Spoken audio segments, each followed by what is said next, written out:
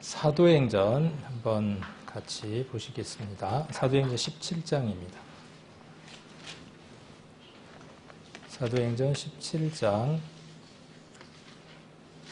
11절 한 구절에 한 구절 11절 12절 같이 한번 217페이지 사도행전 17장 10절 11절 11절 12절 같이 한번 천천히 읽겠습니다. 베레아 사람은 더살로니가에 있는 사람보다 더 신사적이어서 간절한 마음으로 말씀을 받고 이것이 그러한가 하여 날마다 성경을 상고하므로 그 중에 믿는 사람이 많고 또 헬라의 기부인과 남자가 적지 아니하나. 아멘. 여기 성경을 상고했다.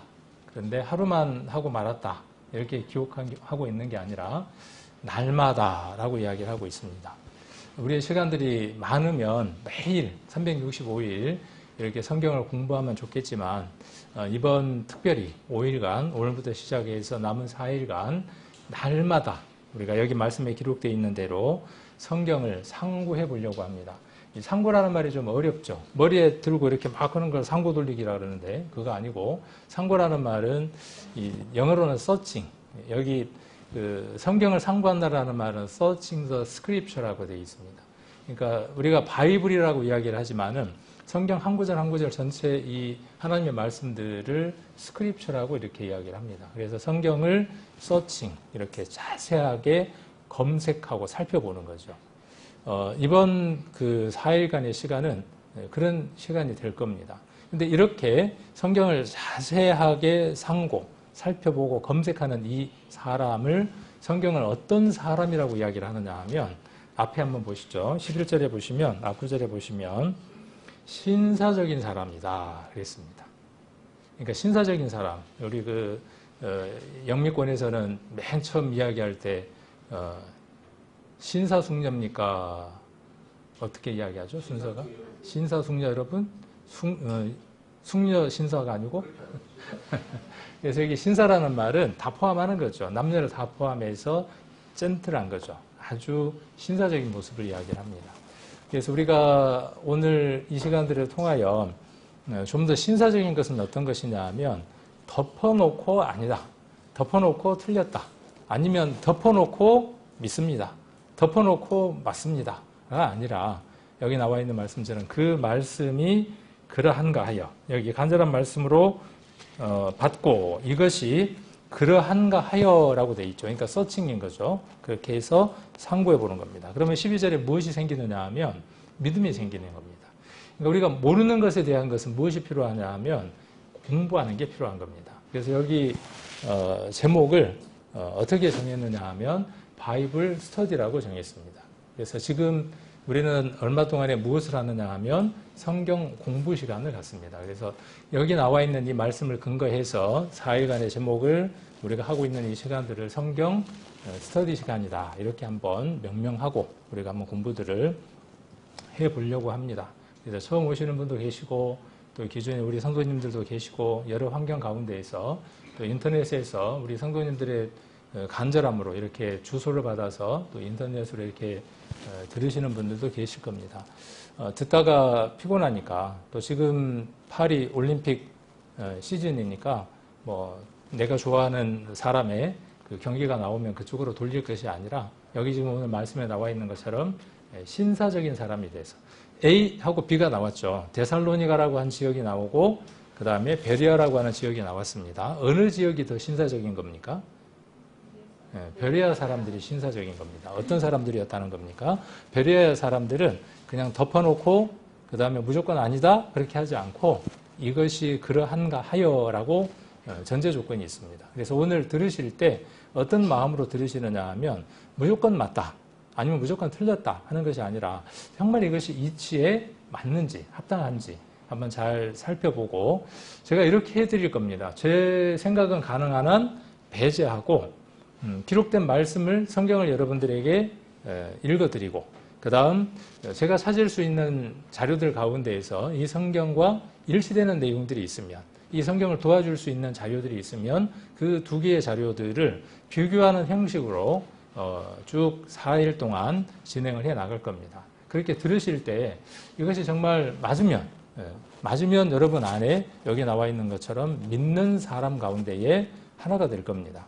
그래서 그러한 은혜가 믿을 수 있는 이 믿음이 오는 것은 큰 복입니다.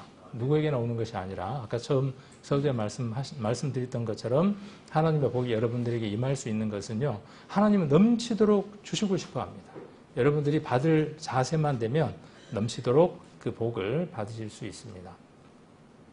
그래서 4일 동안 이렇게 4가지 정도 성경에서 가장 뼈대가 되는 내용들을 추려서 함축해서 한번 배워보는 시간들을 가지려고 합니다.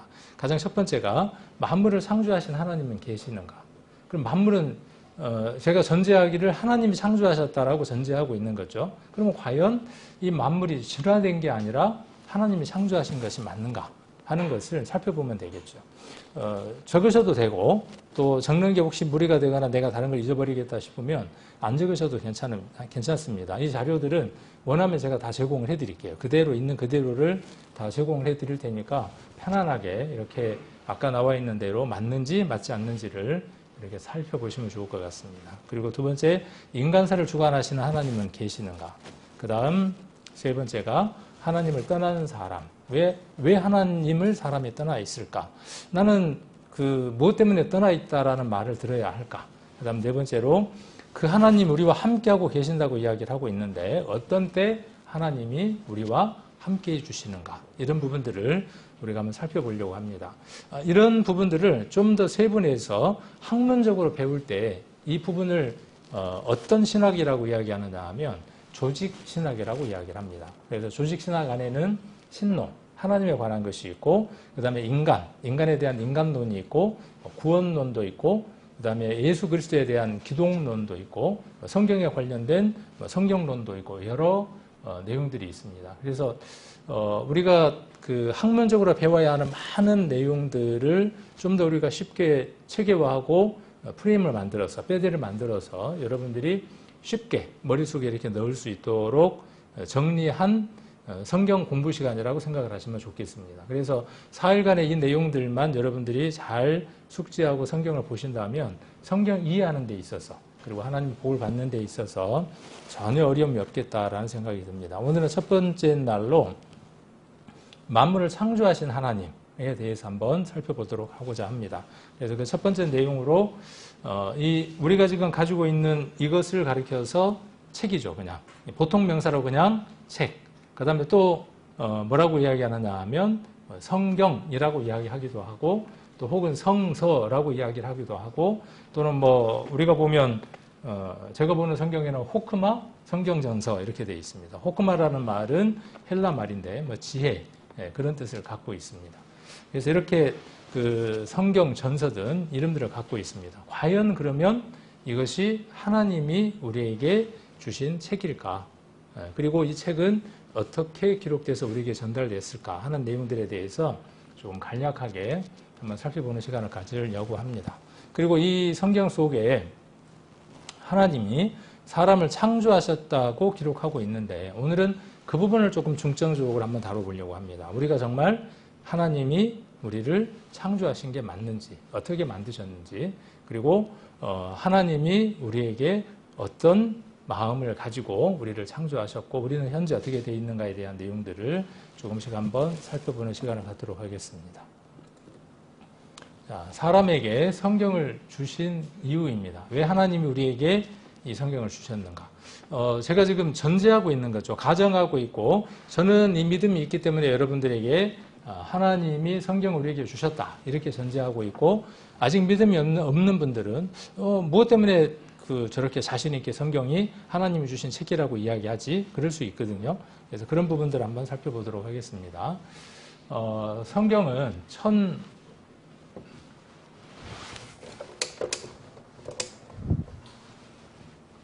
에어컨을 틀어도 덥네요. 오늘 바깥 날씨가 몇 도인가요? 35도 막 이렇게 더운 날씨. 이번 주 내내 덥다고 하는데 더울 때 이렇게 시원한 에어컨 밑에서 이렇게 또 공부하는 것도 좋을 것 같습니다. 그래서 성경은 지금 우리가 살아가는 이 시대로부터 3,500년 전, 그러니까 이 BC 1,500년경부터 성경이 기록됩니다. BC라는 말은 Before Christ라 그래서 예수님 오시기 전 그런 말이고, 여기 AD라고 이렇게 되어 있는 말은 예수님 오신 후 그런 뜻입니다. 인류의 역사를 여러 부분으로 사람들마다 나눕니다. 우리는 단기라는 게 있습니다. 단기. 그죠? 곰을 중심으로 해서 그 곰이 우리의 조상이라고 해서 곰이 이 나라를 만들었다고 해서 지금 우리가 사는 그 연도에다가 2333년을 더하면 단기가 됩니다.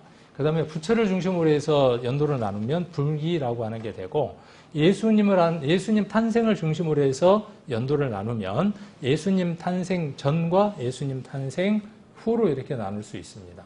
참 재밌는 게 세계 웬만한 나라, 문명이 들어가 있는 웬만한 나라들은 BC, AD라는 기준으로 자기들의 시대를 나눕니다. 이웃나라 일본 같은 경우도 그렇게 나누고, 일본은 아직도 뭐가 있죠? 그 천왕이 있나요? 그래서 그 천왕이 그 나라를 몇 년 다스렸느냐에 따라서 몇 년 이렇게 나누죠. 우리도 이전에 세종 몇 년 이렇게 있었던 것처럼 그 나라는 아직 그 연도를 쓰기도 하고, 그 다음에 지금의 이런 연도를 사용하기도 합니다. 그래서 예수님 기준으로 해서 연대를 나눈다는 것도 조금은 우리가 주의 깊게 볼 내용이기도 합니다. 우연의 일치가 아니라는 것이죠. 예수님이라고 하시는 분은 실존 인물이라는 것이죠. 이 사람은 어떤 가상의 인물이 아니라 실존 인물이고, 그 사람이 태어난 해를 기준으로 해서 그 사람이 태어나기 전, 후로 나눈다는 것.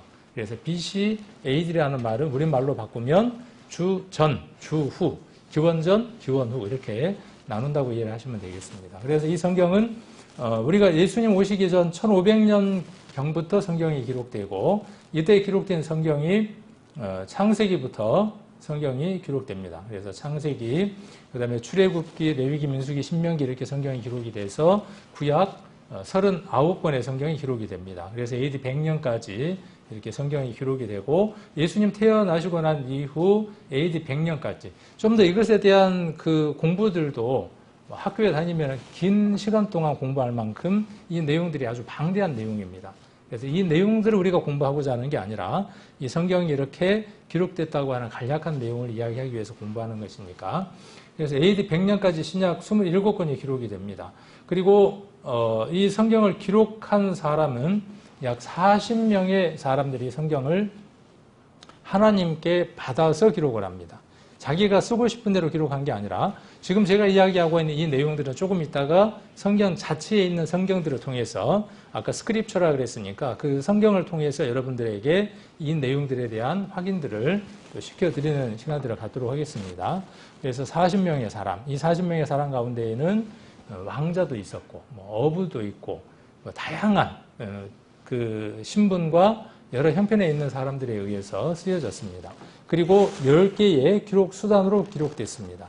그래서 펜, 파피루스라고 하는 그 갈대 펜을 갖고 쓰기도 하고, 그 파피루스의 종이를 이용해서 쓰여지기도 하고, 두루마리라고 하는 짐승 가죽에 기록되기도 하고, 여러 형태의 것들로 기록이 됩니다. 그리고 기록 기간은 아까 우리가 말씀드렸던 것처럼 BC 1500년부터 AD 100년까지니까 약 1600년간 기록이 됩니다. 참 이렇게 쓰기 어렵겠죠. 토지 그러면은 우리 잘 알죠. 어디죠? 이쪽 어디 가까운 데잖아요. 거기에 보면 그 대하소설이죠. 소설이 꽤 길죠. 긴 스토리를 갖고 있습니다. 만일 그 토지라고 하는 소설을 한 100년에 걸쳐서 10사람이 썼다. 그러면 그 스토리가 이어질까요? 안 이어질까요? 좀처럼 이어지기는 어려울 겁니다. 그런데 한 사람이 썼기 때문에 처음부터 시작까지 일괄성 있게 그 스토리가 전개가 되겠죠. 그리고 그 속에서 어떤 거를 전달하고자 하는 그 요지들이 있겠죠. 그런데 이 성경은 방대하죠. 그 스케일 자체가, 크기 자체가 어마어마한 겁니다. 1600년간 40여 명의 사람들에 의해서, 지역도 각각 여러 지역에서 기록이 됩니다. 성경의 장수는 1189장으로 되어 있습니다. 종이 한 장 한 장으로 1189장이 아니고, 성경은 장과 절로 나눠져 있습니다. 그래서 창세기는 50장까지로 되어 있고 창세기 1장은 몇 절까지 되어 있고 이렇게 되어 있습니다. 그래서 요한계시록 22장까지 있나요? 21장까지 있나요? 요한계시록이. 요한계시록 마지막 장까지 그 장으로 치면 1189장이 됩니다. 그리고 언어는 어떤 언어를 썼느냐 하면 지금 이스라엘이라고 하는 곳이 있죠. 지금 계속 언론의 중심이 되고 있는 그 이스라엘이라고 하는 사람들이 쓰는 언어, 히브리 언어라고 이야기를 합니다. 그래서 히브리어, 그 다음에 아람어, 그리고 헬라 이렇게 세 개의 언어를 사용해서 기록이 됐습니다. 이렇게 기록된 성경이 수백 년의 세월을 걸쳐서 기록되고 보관되고 그 보관된 성경들을 여러 나라의 말로 번역합니다. 결국은 이 성경이 여러 나라 사람에게 필요한 책이라고 하는 것이 전제가 되겠죠. 그리고 종이도 발명이 되기 시작하고 그 다음에 그 종이에다가 인쇄를 해서 대량으로 책을 만들 수 있는 기술들이 발전하게 되죠. 그 배경 뒤에 우리 학교 다닐 때 다 배웠지만 그런 모든 배경 뒤에는 무엇이 있느냐 하면 이 성경의 기록의 역사와 함께 흐르고 있는 것을 볼 수 있습니다. 구텐베르크라고 하는 사람이 철자를 발견을 해서 거기에다가 인쇄를 하기 시작하죠. 첫 인쇄물이 무엇이었을까요?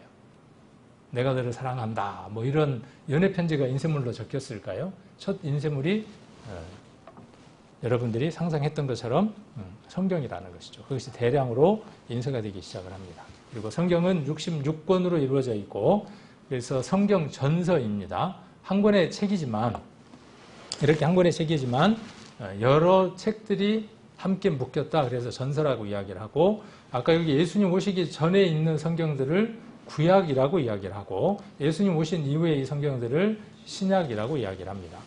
더 바이블이라고 이야기하는 것보다는 그 테스트먼트라고 이야기하는 것, 커버넌트라고 이야기하는 것이 더 정확한 용어다 이렇게들 이야기하기도 합니다. 언약이라는 얘기입니다. 약속, 언약 그런 뜻입니다. 옛날에 약속하신 것. 그러니까 구약은 뭐냐 하면 약속을 하셨어요. 누구에게? 사람들에게. 무엇을 약속하셨을까요? 그거 공부하는 겁니다.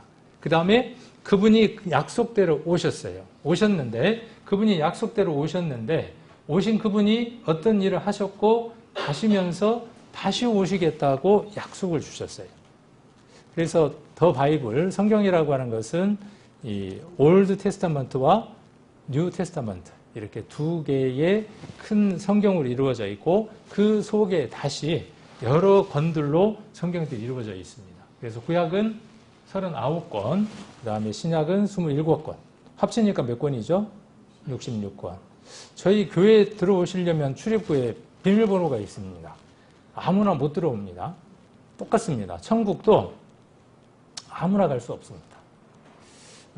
많은 교회와 성경을 가르치는 많은 사람들이 성경을 왜곡해서 가르칩니다. 열심히 살고 잘 살고 하나님에게 무엇인가를 드리면 하나님께서 하나님 나라로 너희를 인도해 드릴 것이라고 오해합니다. 그런 오해들이 없게 하기 위해서 이번에 5일간의 성경의 시간을 갖고 있는 것입니다. 하나님이 무엇을 원하신지를 우리가 알기 위해서. 여기 들어올 때 비밀번호, 천국도 비밀번호. 요즘 화장실도 카페 화장실 들어가려면 뭐가 있어야죠? 비밀번호 없으면 못 들어가더라고. 카페 가보셨어요? 오래됐어요. 아주 오래됐습니다. 아무나 못 들어가게 하려고 이렇게 올리고 띡띡띡띡 눌러야 돼. 그렇게 해야 화장실도 들어갑니다. 그런데 하나님 나라는 그 화장실과 비교할 수 있겠습니까? 비교할 수 없는 것이죠. 그런데 그런 곳을 누구나 드나들 수 있다. 말이 안 되는 거죠. 공평하신 하나님이 아니죠. 공평하려면 하나님의 공평에 맞는, 공의에 맞는 기준을 충족을 시켜야 하겠죠. 이번에 그 답을 얻을 수 있는 겁니다. 구약 37권, 신약 27권, 그러니까 3927이죠. 3927 더하면 곱하기 한번 해보면 되죠. 이거 외우기 쉬워요. 성경 권수 외우는 것 9구단 3단만 잘 외우면 됩니다. 3구는 27 더하니까 몇 권이냐 하면 66번. 우리 교회 문을 열고 들어올 때에 3927 별 하면 들어옵니다. 얼른 적어놓으세요. 우리 교회 오시려면. 우리 교회 참 재밌어요. 저 출입문도 누구나 다 알고 또 간혹 보면 1층의 문도 활짝 열려 있을 때도 있고 그러거든요. 열고 가도 누가 들어오는 사람이 없어요. 야, 가져갈 게 없어서 그런가 봐. 예. 우리 교회 오면 꼭 가져갈 게 하나가 있는데, 근데 눈에 보이면 좋을 텐데 안 보이거든요. 우리 교회에는 그 어느 곳에 없는 아주 특별한 보물이 있습니다. 예, 그 보물을 좀 집어가면 좋을 텐데, 예, 그것이 뭔지를 모르니까 안 가져가. 이번에 그 보물을 들리려고 이런 시간을 갖고 있습니다. 자, 이렇게 성경이 기록이 되어 있습니다. 66권이라고 하는 성경 전서 안에 구약과 신약이 있고 39권이 있고 27권이 있고. 시험에 나올까요? 시험 안 보니까 괜찮아요. 시험 보면은 시험에 나오겠죠, 이런 것들은. 근데 시험이 안 나오니까 부담 안 가지셔도 되고. 자, 이때에는 지금으로부터 약 3,500년 전이니까 3,500년 전이니까 종이가 있을까요? 종이가 있을 리가 만무하겠죠. 펜이 있을까요? 없어요. 없어요. 네, 있을 리가 만무하죠. 그러니까 어떻게 했냐면 옛날에 갑골문자라고 들어보셨죠? 뭐 점을 치거나 그럴 때도 그걸로 쳤고 이렇게 동물의 그 뼈에다가 글을 쓰죠. 이런 것들이 갑골문자라고 이야기를 했죠. 근데 성경은 무엇에다가 기록을 했느냐 하면 짐승을 잡아서 그 짐승의 가죽에다가 성경을 기록을 했습니다. 가격이 비쌌을까요? 쌌을까요? 어마어마하게 비쌌겠죠. 지금 이런 성경들이, 사본들이 간혹 한 번씩 발견되는데 수백억의 거래가 됩니다. 아주 귀한 것들이.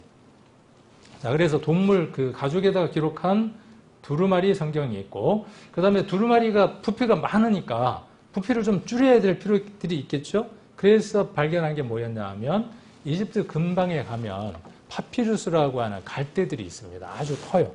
그리고 약간 좀 우리 옥수수처럼 그런 섬유질을 많이 유지하고 있습니다. 그리고 두껍고 단단해요. 그걸로 뭘로 쓰기도 하냐 하면 지팡이로 쓰기도 하고, 개를 딱딱하게 말려서 뭘로 쓰기도 하냐 하면 그 대나무처럼 만들어서 펜으로 쓰기도 하고, 개를 섬유질을 두들겨서 넓게 펴서 뭘 만드냐 하면 종이로 만듭니다. 거기에서 나온 어원이 뭐냐 하면 페이퍼라고 하는 어원이 어디에서 나왔냐 하면 파피루스라고 하는 곳에서 페이퍼라고 하는 어원이 나옵니다.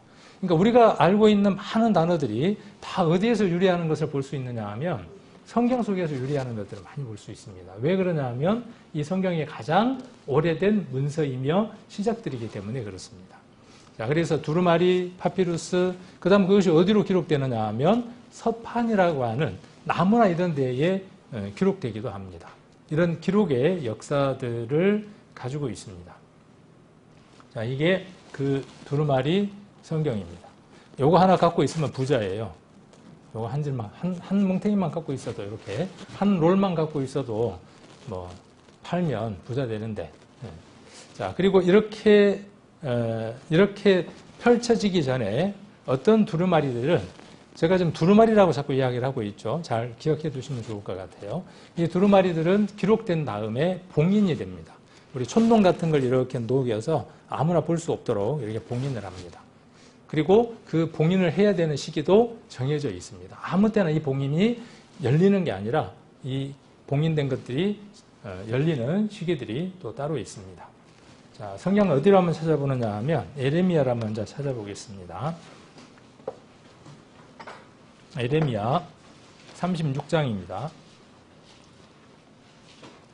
아직은 성경의 그 차례와 또 이름들에 익숙하지 않으니까 그냥 페이지로 제가 알려드리도록 하겠습니다. 36장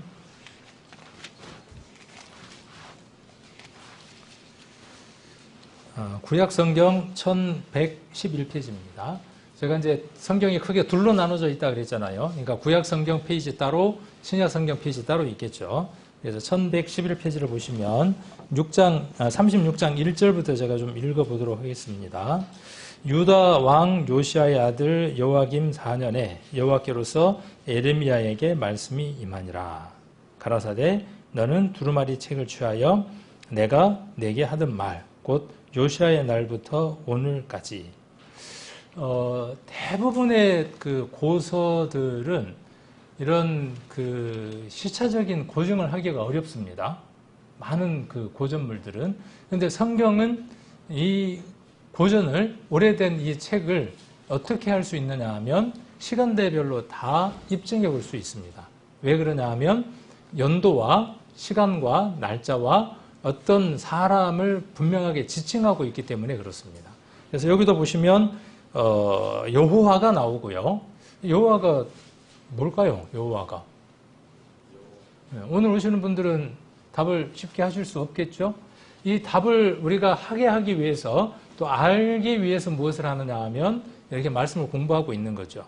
그래서 들어두고 메모를 하셔도 되지만 메모할 시간이 없으면 들어만 두는 겁니다. 그리고 요즘은 인터넷이 잘 발달되어 있기 때문에 여호와의 뜻이 무엇입니까? 라고 치면 다 나옵니다.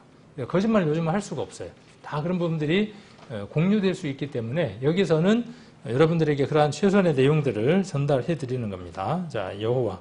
그러면 여호와라는 이름의 뜻이 어떤 것인지를 한번 찾아서 가보도록 하겠습니다. 여기 예레미야는 예레미야 잡으시고 호세아서를 한번 보도록 하겠습니다.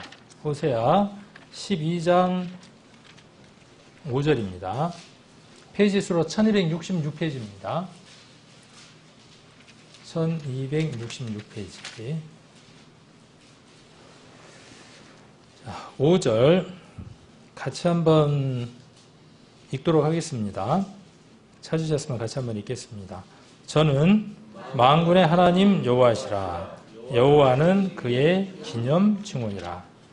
이 성경은 지금 시대의 말로 쓰여져 있지 않고 구어체, 옛날 우리가 사용하지 않았던 1900년도의 말, 지금으로부터 약 20, 30년 정도 된 그 시대의 말들을 쓰고 있기 때문에 한자를 많이 쓰고 있습니다. 그래서 그 한자의 뜻을 알면 성경을 읽을 때 도움이 많이 됩니다. 자, 여기 보면 만군의 하나님 여호와다 그랬어요.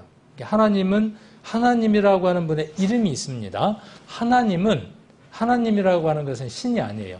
우리가 아버지라고 하는 그 보통 명사가 있는 것처럼 저도 아버지죠. 그죠? 아버님 손 들어보세요. 그러면 제가 40대가 돼서 눈이 안 좋아서 안과를 갔더니 간호사가 뭐라 그러냐 하면 아버님 이쪽으로 오세요 그러더라고요. 그래서 안 쳐다봤거든요. 또 부르더라고. 아버님 이쪽으로 오세요. 안 쳐다봤어요. 나중에 보니까 나 부르는 소리더라고. 그러니까 아버님이라는 말은 그냥 보통 명사예요. 근데 제 이름은 따로 있죠. 그러니까 우리 딸이 저를 이야기할 때 저희 아버지의 함자는 뭡니다. 이렇게 이야기하는 것처럼 아버지라고 하는 것이 하나님에 해당이 되는 겁니다. 하나님이라고 하는 말의 의미는 어떤 의미냐 하면 참신은 한 분밖에 없다 그런 뜻입니다. 자, 아버지는 여러 명입니까? 내 아버지. 그냥 아버지는 많죠. 다 아버지지만 남자는 아버지가 될 가능성이 높고 아버지이잖아요. 자녀가 있으면. 그런데 내 아버지는 한 분밖에 없죠. 그런 의미인 것처럼 하나님이라고 하는 이 말의 의미는 어떤 뜻이냐 하면 한 분밖에 계시지 않는 신이라는 뜻입니다. 참신이라는 뜻입니다. 그분의 이름이 무엇이냐 그 말이에요. 그분의 이름이 여호와예요. 그러니까 한 분밖에 없는 신이 계시는데 그 신의 이름이 여호와예요. 잊어버리면 될까요? 안 될까요? 오늘 제일 중요한 내용 가운데에 성경이라는 말이 나왔고 여호와라는 말이 나왔습니다. 그래서 성경과 이 여호와는 잊어버리면 안 될 것 같아요. 그분이 우리가 아버지의 이름을 함부로 부를 수 없으니까 우리 아버지, 내 아버지 그렇게 그 이름을 바꿔서 부르는 것처럼 하나님이라고 하는 것은 그분의 함자가 그분의 이름이 너무나 두려운 이름이고 귀한 이름이고 아름다운 이름이니까 사람들이 함부로 부르지 않고 하나님이라고 이야기를 하는 겁니다. 그런데 그 하나님이라는 말의 뜻은 아까 기념 칭호다라고 이야기를 했습니다. 자, 하나님이라는 말은 마지막 날에 하나님이라고 하는 이름의 뜻을 정확하게 알려드리도록 하겠습니다.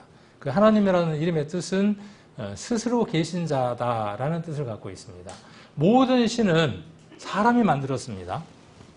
이 얘기는 뭐냐 하면 모든 종교의 창시자는 사람입니다. 어떤 종교든 사람이 만들지 않는 종교도 없습니다. 유교도 사람이 만들었습니다. 불교도 그렇고 모든 종교는 다 사람이 만든 종교입니다. 거기에는 나름대로의 무엇이 있느냐 하면 경전이 있고 그렇죠. 나름대로 자기들이 귀하게 여기는 경이 있는 거죠. 그리고 그들이 섬기는 신이 있습니다. 그러니까 누가 만든 신입니까? 쉽게 이야기해서 사람이 스스로 만든 신이에요. 사람이 스스로 만들어 놓은 글귀예요. 그리고 뭐라고 이야기하느냐 하면 그것이 귀하다고 이야기를 하고 경이라고 이야기를 하고 그 신이 자기에게 복을 줄 수 있다라고 믿는 것이죠. 어떻게 보면 참 어리석음에도 불구하고 사람은 그것을 지혜롭게 생각하고 거기에 많은 것들을 의지하고 힘을 얻으려고 하는 것들을 볼 수 있습니다. 그런데 성경은 무엇이라고 말씀하시느냐 하면 이 기록된 말씀, 이 말씀은 스스로 계신 분이 주신 말씀이다 라고 이야기를 합니다. 출애굽기 3장으로 한번 가보겠습니다. 출애굽기 3장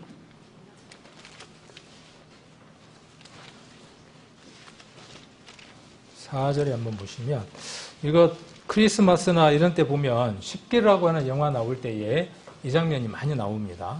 하나님이 모세에게 너희 민족이 압박받고 있으니까 애굽에 가서 너희 민족을 이끌어내라. 그렇게 이야기하니까 모세가 하나님에게 뭐라고 이야기하느냐 하면 제가 우리 민족에게 가서 하나님이라고 하는 당신을 하나님을 어떻게 소개를 할까요? 그렇게 이야기하니까 여기 3장 4절에 이 말씀을 하시는 겁니다. 출애굽기 3장 4절에 보시면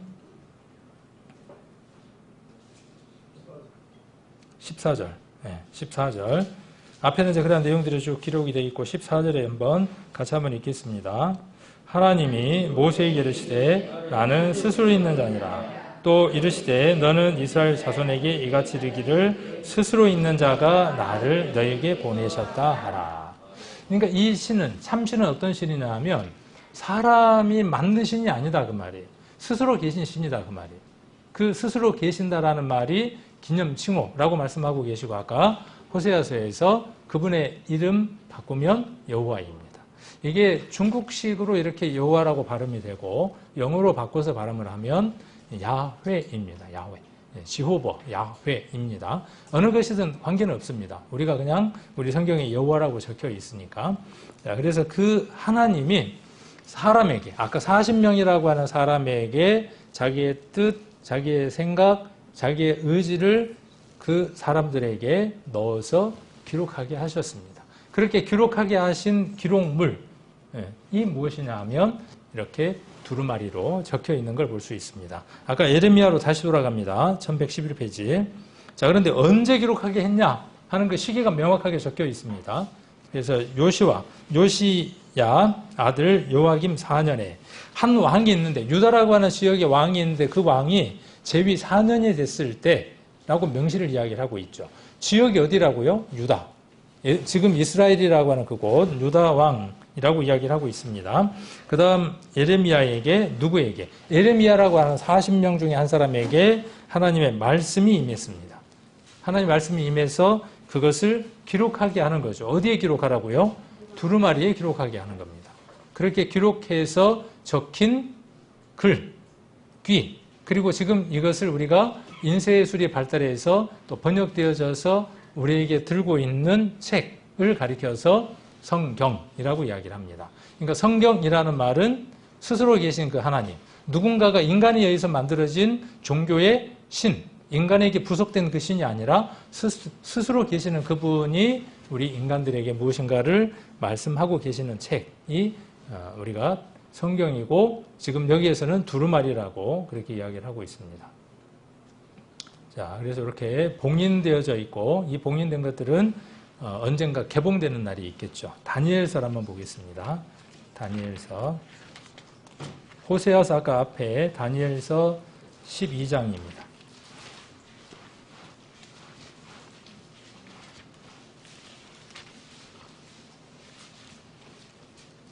12장 4절. 다니엘아, 마지막 때까지 이 말을 간수하고 이 글을 봉함하라. 많은 사람이 빨리 왕래하며 지식이 더하리라. 이 말씀은 지금으로부터 약 2500년 전에 다니엘이라고 하는 사람에게 주어진 말씀이죠. 이 말씀을 뭐라고 이야기하느냐 하면 봉함하라 이렇게 이야기를 하고 있죠. 봉함하라. 그렇게 이야기하고 사람들이 빨리 왕래할 것이다. 그렇게 이야기를 하고 있고 8절에 뭐라고 기록되어 있냐 하면 내가 듣고도 깨닫지 못한지라. 내가 가로되 내 주여 이 모든 일의 결국이 어떠하게 헵삼나이까. 하나님이 해주신 그 말씀을 받아서 기록했음에도 불구하고 다 이해하지 못해서 되묻고 있죠. 자기가 기록한 내용, 그 내용에 대해서 자기가 이해하지 못해서 되묻는 내용들을 볼 수 있습니다. 그러니까 성경은 성경을 기록한 40명이 자기 지식, 경험, 철학 가지고 기록한 것이 아니라 그 모든 것들이 배제되고 하나님께서 주신 대로 기록한 글이라고 하는 것을 우리는 성경 자체에서 이렇게 찾아볼 수 있습니다. 아까 예레미야 찾았으니까 조금 더 한번 보도록 하겠습니다. 아까 예레미야 몇 장이었죠? 36장이었죠. 32장 한번 보겠습니다. 32장 14절. 자, 아까 두루마리에 넣어서 봉인했습니다. 다니엘은 뭐라고 이야기하느냐 하면 쓴 걸 자기가 기억하고 물어보니까 이건 뭐예요? 그러고 물어보니까 하나님 뭐라 그래요? 잘 몰라도 돼. 때 되면 다 알게 돼. 이런 말씀들이 아까 12장에 기록되어 있었죠. 32장 14절에 만군의 여호와 이스라엘의 하나님이 이같이 말씀하시기를 너는 이 증서를 인봉하고 아까 이렇게 인봉한다 그랬죠. 인봉치 않는 매매 증서를 취하여 어디에다 담으라고요? 토기에 담아. 자, 이거는 이스라엘 사람들의 전통입니다. 문화입니다. 두루마리는 습기를 먹으면 어떻게 되겠어요? 빨리 상하겠죠. 그러니까 습기를 덜 먹을 수 있는 토기에다가 넣어서 보관합니다. 그러니까 중요한 문서도 그렇게 하고요. 집문서 어떻게 하시겠어요, 여러분들? 집문서. 여러분의 집문서들 어떻게 하시겠어요? 아무데나 보관하시겠습니까? 그렇지 않죠. 하나님 말씀도 함부로 보관할 수 없으니까 습기를 먹거나 하면 안 되니까 항아리에다가 넣어서 어떤 건 봉함한 걸 넣기도 하고 봉함되지 않는 것들을 그곳에 넣어서 보관하는 겁니다. 왜? 때가 있기 때문에. 하나님 봉함하라고 그렇게 이야기를 하고 있습니다. 그리고 잘 아까 간수하라고 이야기하고 있는 걸 볼 수 있습니다. 다니엘서에서는 이렇게 봉인된 걸 볼 수 있습니다. 그리고 이렇게 두루마리에다 넣어서 두루마리에다 기록한 것을 이렇게 도자기에다 넣어서 보관했습니다. 이렇게 보관된 것들이 사해 쪽에 이스라엘 사해 쪽에서 지금 많이 발굴되고 있습니다. 그렇게 발굴된 것을 이렇게 이스라엘에 있는 박물관에다가 전시해 놓은 두루마리 성경의 사본들입니다. 그리고 이쪽에 있는 것은 왼쪽이죠. 왼쪽에 있는 것은 아까 파피루스. 저쪽 광양에 가면 그 농업기술원인가? 뭐 그런 비슷한 데 있거든요. 거기에 가면 하우스 안에, 비닐하우스 안에 뭐가 있냐 하면 이 파피루스를 실제로 재배를 하더라고요. 좀 오래됐는데 지금도 하는지는 모르겠어요. 굉장히 굵어요. 그래서 딱딱한, 그리고 여러 용도로 아까 쓸 수 있다고 말씀을 드렸죠. 그래서 이 파피루스가 나중에 어떤 말로 바뀌어서 쓰이기도 하느냐 하면 페이퍼라고 하는 종이의 어원이 되기도 합니다. 자, 이렇게 기록된 것이 성경입니다.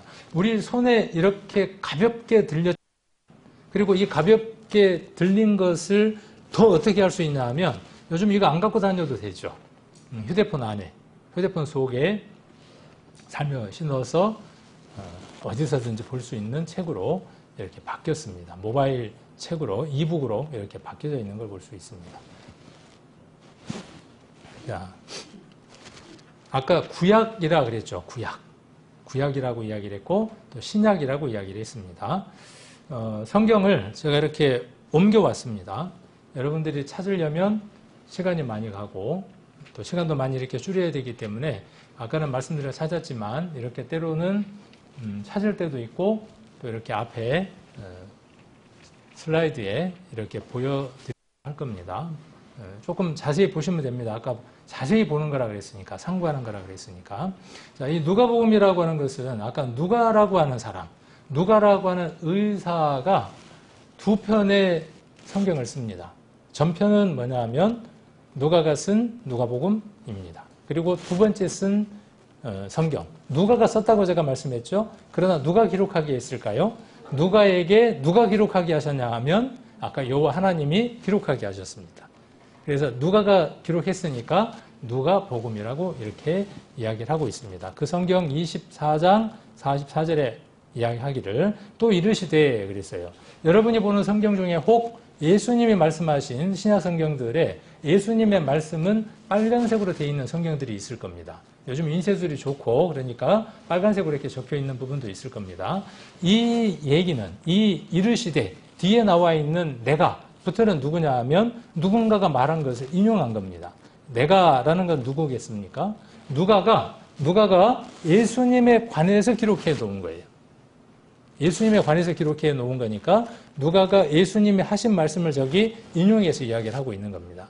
내가 너희와 함께 있을 때에 예수님이라고 하는 분이 사람하고 함께 있었네? 누구하고? 누가와 여러 사람들하고 함께 있었다는 거예요. 그러니까 아까 인류 역사는 예수님 기준으로 해서 나뉜다고 이야기를 했고, 그분이 이 세상에서 어떻게 살고 어떤 얘기를 했는가가 마태, 마가, 누가, 요한이에요.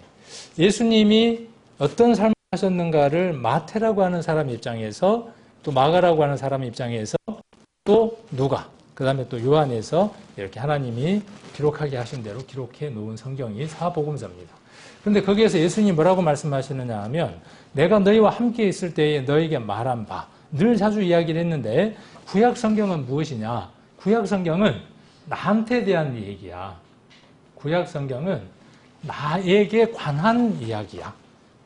구약은, 그러니까 정리해드리는 거죠. 구약은 누구에 관한 얘기다? 예수님에 관한 얘기다.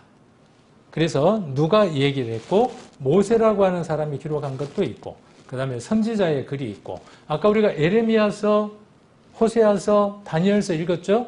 그 세 개의 성경, 두루마리 성경, 그 성경들을 쓴 사람들을 선지자라고 이야기를 하고, 그 선지자들이 쓴 글을 선지자의 글이라고 이야기를 하는 겁니다. 그러니까 예수님 당시에 이미 구약 성경이 있었고, 지금 우리가 보고 있는 이 구약 성경은 예수님이 보셨던 내용과 동일한 내용들을 보고 있는 겁니다. 신비로운 일 아닙니까? 이런 종교가 어디에 있습니까?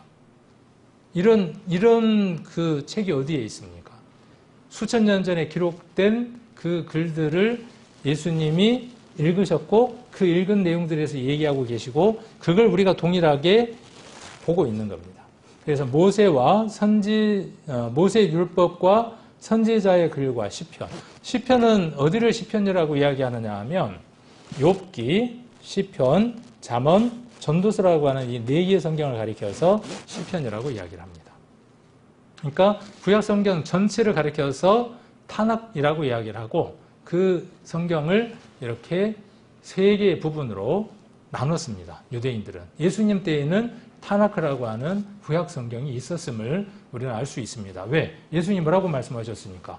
너희 두루마리 책 보잖아. 그 두루마리 책이 모세의 율법과 선지자의 글과 시편이잖아. 근데 그 모든 내용이 누구에 대해서 이야기하고 있는 거야? 구약 성경 39권이 4개에 대해서. 이러면서 자기를 교주하는 교회들이 있습니다. 그런데 빠지면 안 됩니다. 누구냐면 예수님이에요. 제가 아니고 예수님이에요. 자, 그 예수님에 관해서 기록한 것이 구약입니다. 자, 여기 시편 40편입니다. 시편은 왜 40편이라고 말하느냐? 시는 한 장, 두 장, 세 장 이렇게 이야기하지 않죠. 시는 한 편, 두 편, 세 편 이렇게 이야기하니까 시는 편이라고 이야기를 합니다. 그래서 시편은 150편까지 있습니다. 솔로몬이 쓴 것도 있고 다윗이 쓴 것도 있고 여러 사람들이 쓰여진 것들로 기록되어져 있습니다.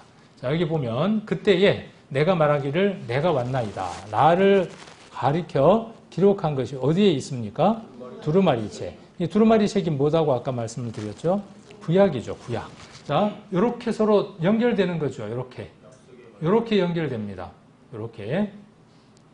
그래서 성경은 구약 성경을 이해하는 데 있어서 구약 성경을 보충해주고 구약 성경을 완성시켜주는 성경이 무엇이냐 하면 신약 성경입니다. 그러니까 구약 성경을 제대로 이해했는가 이해하지 않았는가를 확인해 보려면 그 내용이 신약 성경에서 입증이 돼야 합니다. 그리고 신약 성경은 무엇으로서 이해되어질 수 있느냐 하면 구약 성경으로 이해되어질 수 있습니다. 별개가 아닙니다. 그래서 서로 이렇게 1600년간 이렇게 서로 할 수 있는 글은 1600년간 사실 수밖에 없는 그분이 쓰신 글이다. 이렇게 말할 수 있죠. 모세에게 나타나서 기록하게 하신 창세기, 출애굽기, 레위기, 신명기. 그때 하나님이 계셨고 여기 누가에게 나타나서 그 날로부터 벌써 1600년이 지난 그 시점에서 하나님은 살아계셔서 동일한 말씀을 지금 이렇게 말씀해주고 계시는 거죠. 자, 여기 보면 아까 두루마리 책이라 그랬죠. 어디에 보관이 됐었죠? 항아리에 보관되어 있고 지금도 나오고 있어요. 여러분들이 뉴스 검색이나 이런 데 보면 사회 사본이라고 검색을 해보시면 많이 나올 겁니다. 그 사본들이 지금 우리가 보고 있는 이사야 성경도 발견된 것들이 있고 그 이사야 성경들 히브리어로 되어 있는 성경들을 지금 우리말로 번역을 해보면 거의 100% 일치하는 걸 볼 수 있습니다. 그래서 신학을 공부하는 사람들은 히브리어를 배우고 히브리어를 번역하는 것들을 합니다. 번역을 해보면 일치하는 걸 볼 수 있습니다. 이사야 성경 많이 번역을 합니다. 그 번역된 것들이 동일한 걸 볼 수 있습니다. 자, 그리고 이렇게 모든 내용들이 무엇이라고요? 아까 두루마리 성경이고, 이것들은 누구에 관해서 이야기를 하는 겁니까? 예수님에 관해서 이야기하고 있는 것들입니다. 고린도 후서 3장을 한번 보겠습니다.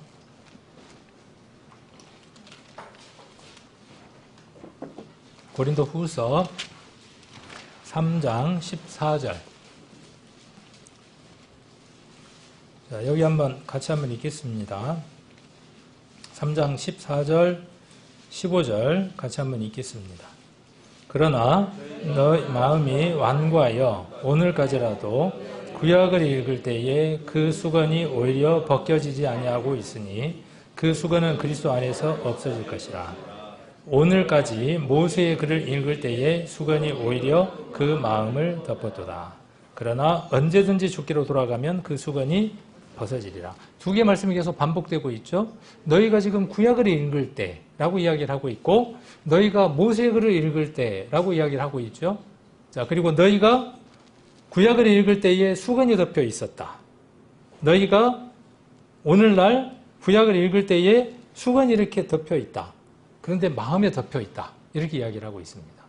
이 사건은 모세가 수건을 덮었던 그 사건을 이야기하고 있는데, 그 내용을 설명하기 시간이 많이 가니까, 어쨌든 수건이 이렇게 앞에 덮여 있으면 보이겠어요? 안 보이겠어요? 이렇게 덮여 있었던 것처럼 옛날에, 지금도 너희 마음에 뭐가 덮여 있다? 수건이 이렇게 마음에 덮여 있다. 읽을 수가 없다. 깨달을 수가 없다. 자, 이해가 되죠? 아까 여기 이야기했던 것들, 두루마리채, 그 다음에 모세의 글, 선지자의 글, 이런 말들이 서로 일치되어져 있는 부분들을 알 수 있죠. 구약의 내용들과 신약의 내용들이 이렇게 일치되어져 있는 것들을 볼 수 있을 겁니다. 자, 그런데 어떻게 하면 이게 없어진다고요? 자, 마음에 뭐가 꺼풀 같은 게 이렇게 끼어 있어 갖고 희미해. 그래서 뭔 글자인지를 몰라. 누구처럼 뭘 해야 되냐 하면 바디미오 수술을 해야 돼. 바디미오 수술이 뭔지 알아요? 바디미오가 눈을 못 보다가 눈을 떴잖아요. 그것처럼 우리 백내장이 끼면은 휘해갖고 안 보이잖아요. 그러면 제거하면 보이는 것처럼. 자, 그러면 눈은 안과 가서 수술하면 되지만 마음에 덮여서 희미해서 구약을 깨닫지를 못해. 그럼 어떻게 해야 된다는 거죠?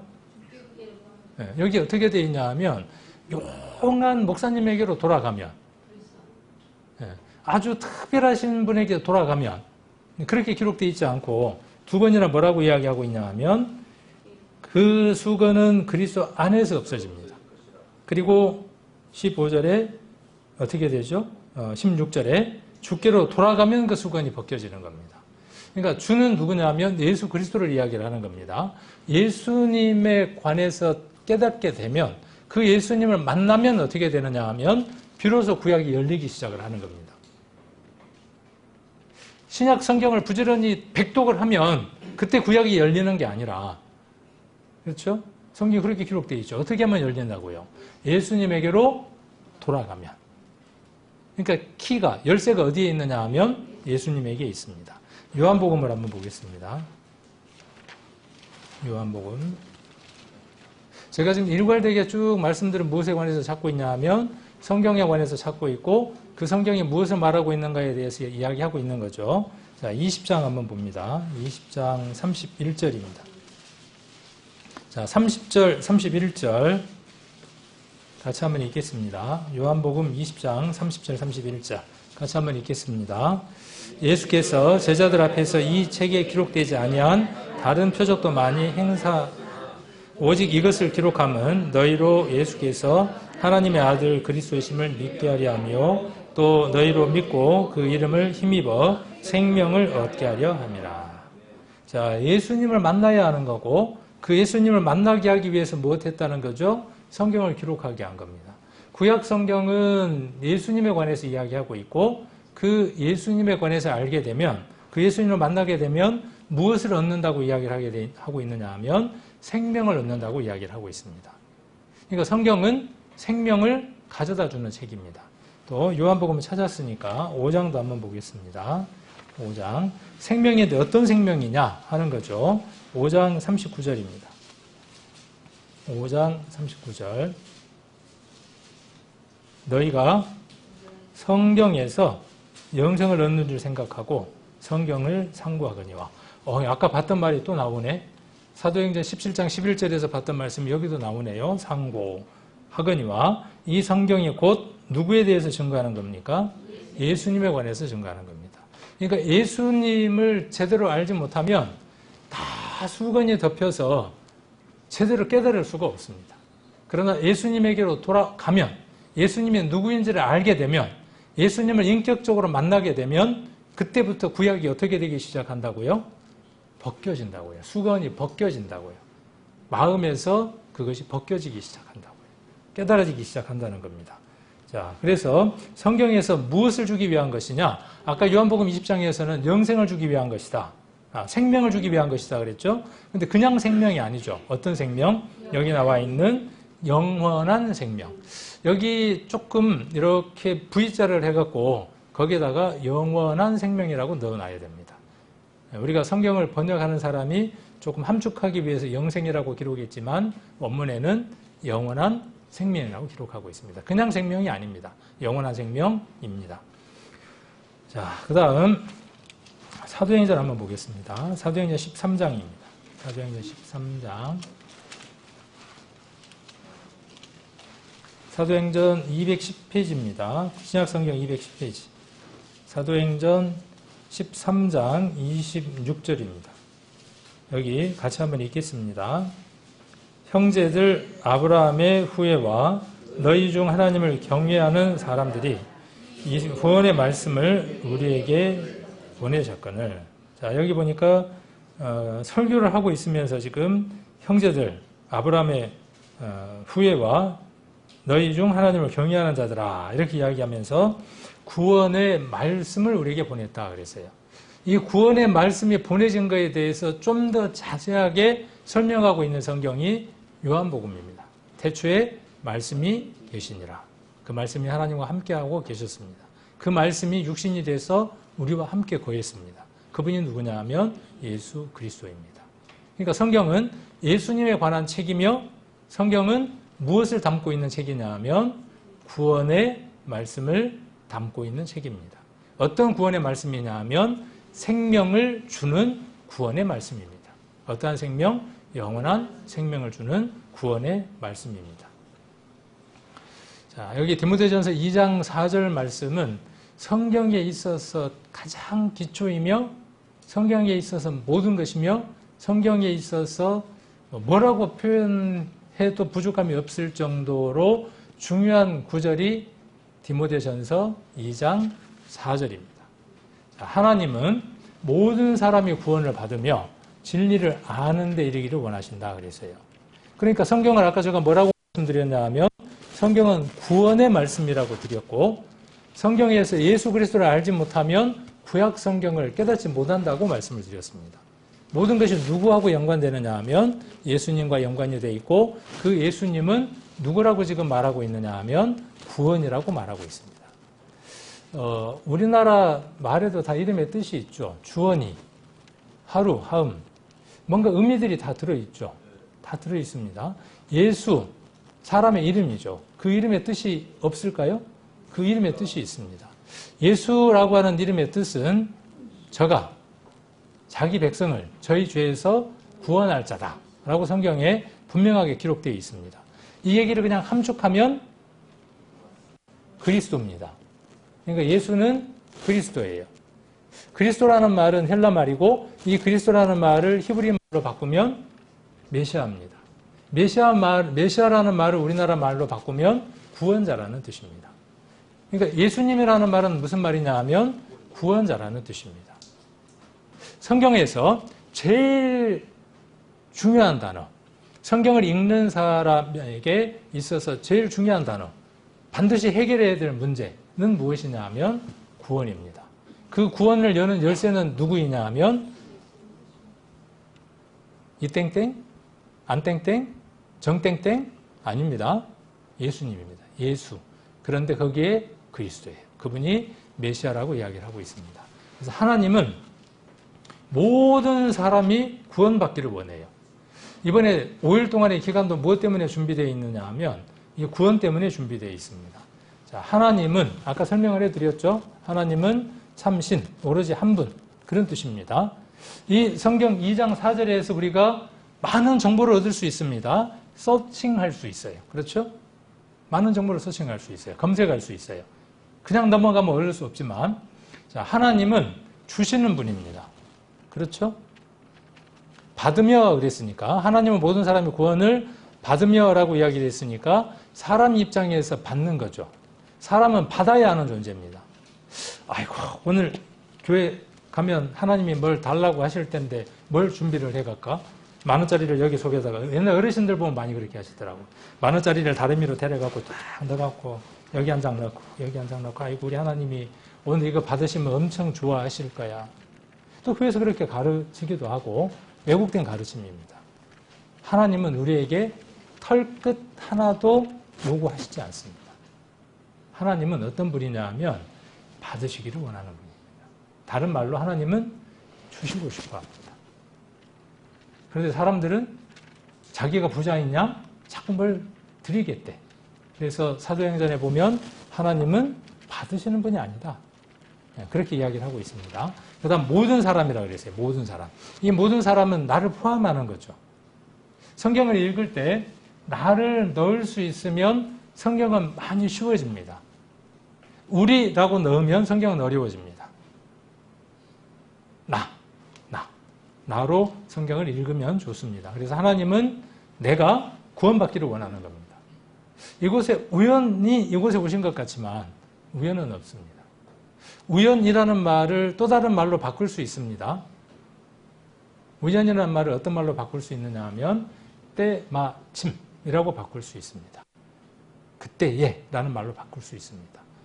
우연이라는 말을 사람들이 어떤 그 횡재 뭐 이런 쪽으로 생각을 하기도 쉽습니다. 재수 없을 때 우연이라고 말을 많이 합니다. 그러나 그렇지 않습니다. 모든 것은 때마침입니다. 그때 그 시간에 그 모든 것들이 주어지는 겁니다. 자, 그래서 우연은 없습니다. 자, 구원을 받으며 어떤 구원을 받아야 할까요? 어떤 구원? 이 구원이라는 말은 무엇이 전제되느냐는 것에 따라서 구원은 내용이 달라지게 됩니다. 내가 지금 암이 걸렸어. 그 암에서 내가 살고자 막 발버둥을 쳐. 그럴 때 살려달라고 하거나 암을 낫게 해달라고 하거나 막 매달릴 때 어떤 말을 쓰느냐 하면 구원해달라고 이야기를 합니다. 물에 빠진 사람이 수영을 할 수 없어서 여기까지 목에 물이 차오르고 말을 할 수 있을 때 살려달라고 말하죠. 그럴 때 그것이 구원입니다. 근데 그 상황에 따라서 구원의 내용이 달라지게 되죠. 그러면 성경에서 이야기하는 구원은 뭐겠냐는 거죠. 지금 4일 동안 5일 동안 우리가 이야기해야 되는 구원은 무엇이냐는 거예요.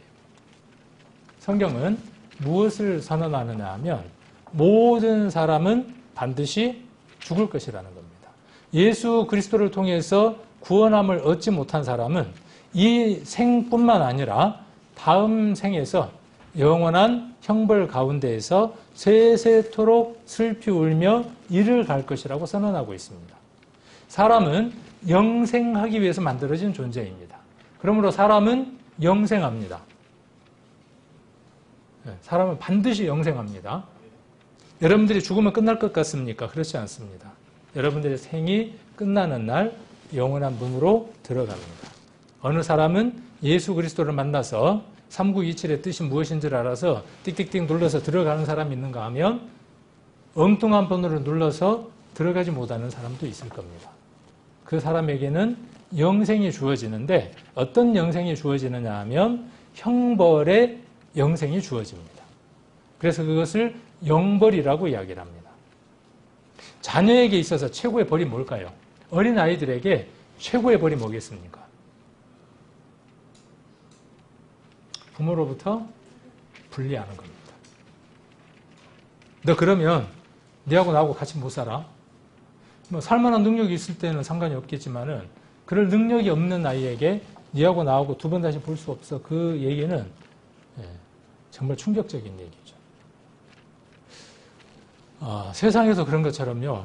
하나님과 인생의 관계에 있어서 하나님과 영원히 만날 수 없음이 무엇이냐 하면 영벌입니다. 그것을 어떻게 우리가 이해하기 쉬운 언어들로 바꿔 놓았냐 하면 세세토록 슬피 울다, 불꽃 가운데에서 고민한다, 여러 가지로 표현하고 있는 겁니다. 하나님과 떨어지는 것은요, 이루 말할 수 없는 고통입니다. 그러면 영원한 생명은 무엇이겠습니까? 하나님이 영원한 생명이신 것처럼 그 하나님과 함께 영원히 있는 것, 그것이 하나님 나라입니다. 이것이 성경이 말하고 있는 복음이고 성경에서 여러분들에게 주시고자 하는 주된 내용들입니다. 물에 빠진 사람은 건져주면 그게 뭐예요? 그게 구원이에요. 그러니까 그게 그 사람에게는 복음입니다. 내가 지금 독이 100억 필요한데 그 어려움을 알아서 누군가가 내게 100억을 주면 나는 그 100억을 주겠다는 소리가 최고의 소리로 들린 겁니다. 그게 복음입니다. 전쟁터에 나간 가족을 기다리는 사람이 있습니다. 지금은 그런 일이 없지만 예전에는 전쟁터에 많이 갔죠. 내 가족이 전쟁터에 나갔습니다. 1년 지나고 2년 지나고 3년이 지났습니다. 죽었는지 살았는지 소식도 듣지 못합니다. 어느 날 개성군이 오는데 한 무리가 오는데 그 무리 안에 내 아들이 있습니다. 집에 있는 종이 내 아들이 오는 것을 멀리서 보고 뛰어와서 주인님, 당신의 아들이 지금 살아서 개선 장군이 되어서 왔습니다. 이렇게 말하는 것을 무엇이라고 이야기하느냐 하면 성경에서는 복음이라고 이야기를 합니다. 그죠? 각각 다 복음은 다르겠죠. 그의 생명이 지금 살아있습니다가 큰 복음이겠죠. 저와 여러분에게 5일간의 그 시간은 무엇을 얻어야 되는 시간이냐 하면 지금 이 세상에서의 생명이 아닌 아까 우리가 요한복음에서 보았던 것처럼 생명을 위해서 기록된 이 성경을 통해서 요한복음 5장에 기록되어 있는 그 영생을 얻는 겁니다. 이건 돈으로도 살 수 없습니다. 어떤 것으로도 살 수 없습니다. 그런데 살 수 있는 방법 하나가 있습니다. 해결할 수 있는 방법 하나가 있습니다. 처음 서두에 말씀드렸던 것처럼 이것이 그러한가 하여 성경을 5일 동안 상고하는 겁니다. 저와 함께 쭉 따라오시면서 상고하게 되면 그 답을 분명하게 찾을 수 있게 됩니다. 자, 진리를 아는 데 이르기를 원합니다. 하나님은 우리가 무식하지 않기를 원합니다. 세상 학문에는 좀 무식해도 괜찮아요. 못 배워도 괜찮아요. 그러나 하나님을 아는 데 있어서는 하나님을 아는 일에 있어서는 유식하기를 원합니다. 진리를 아는 데 이르기를 원하십니다. 이 진리는 누구를 이야기하느냐 하면 요한복음 14장에서 말씀하고 계시는 것처럼 예수님이 뭐라고 말씀하시느냐. 다 답이 어디냐면 예수님이에요. 왜? 모든 성경에 누구에 대해서 말하고 있으니까. 예수님에 대해서. 이 진리는 누구냐 하면 바로 예수님 자신입니다. 내가 길이요 진리요 생명이다라고 말씀하셨습니다. 예수님이. 그 길입니다. 그냥 길이 아니라 그 길입니다. 그 진리입니다. 그리고 그 생명입니다. 성경에서 말한 그 생명, 성경에서 말한 그 진리, 성경에서 말한 생명을 이야기를 하는 겁니다. 성경은 어떤 생명을 여러분에게 주시고자 하느냐 하면 영원한 생명입니다. 진리를 여러분들에게 주시고자 합니다. 얼만큼 하나님이 간절하시느냐? 여기 원한다라고 말씀하실 만큼 간절합니다.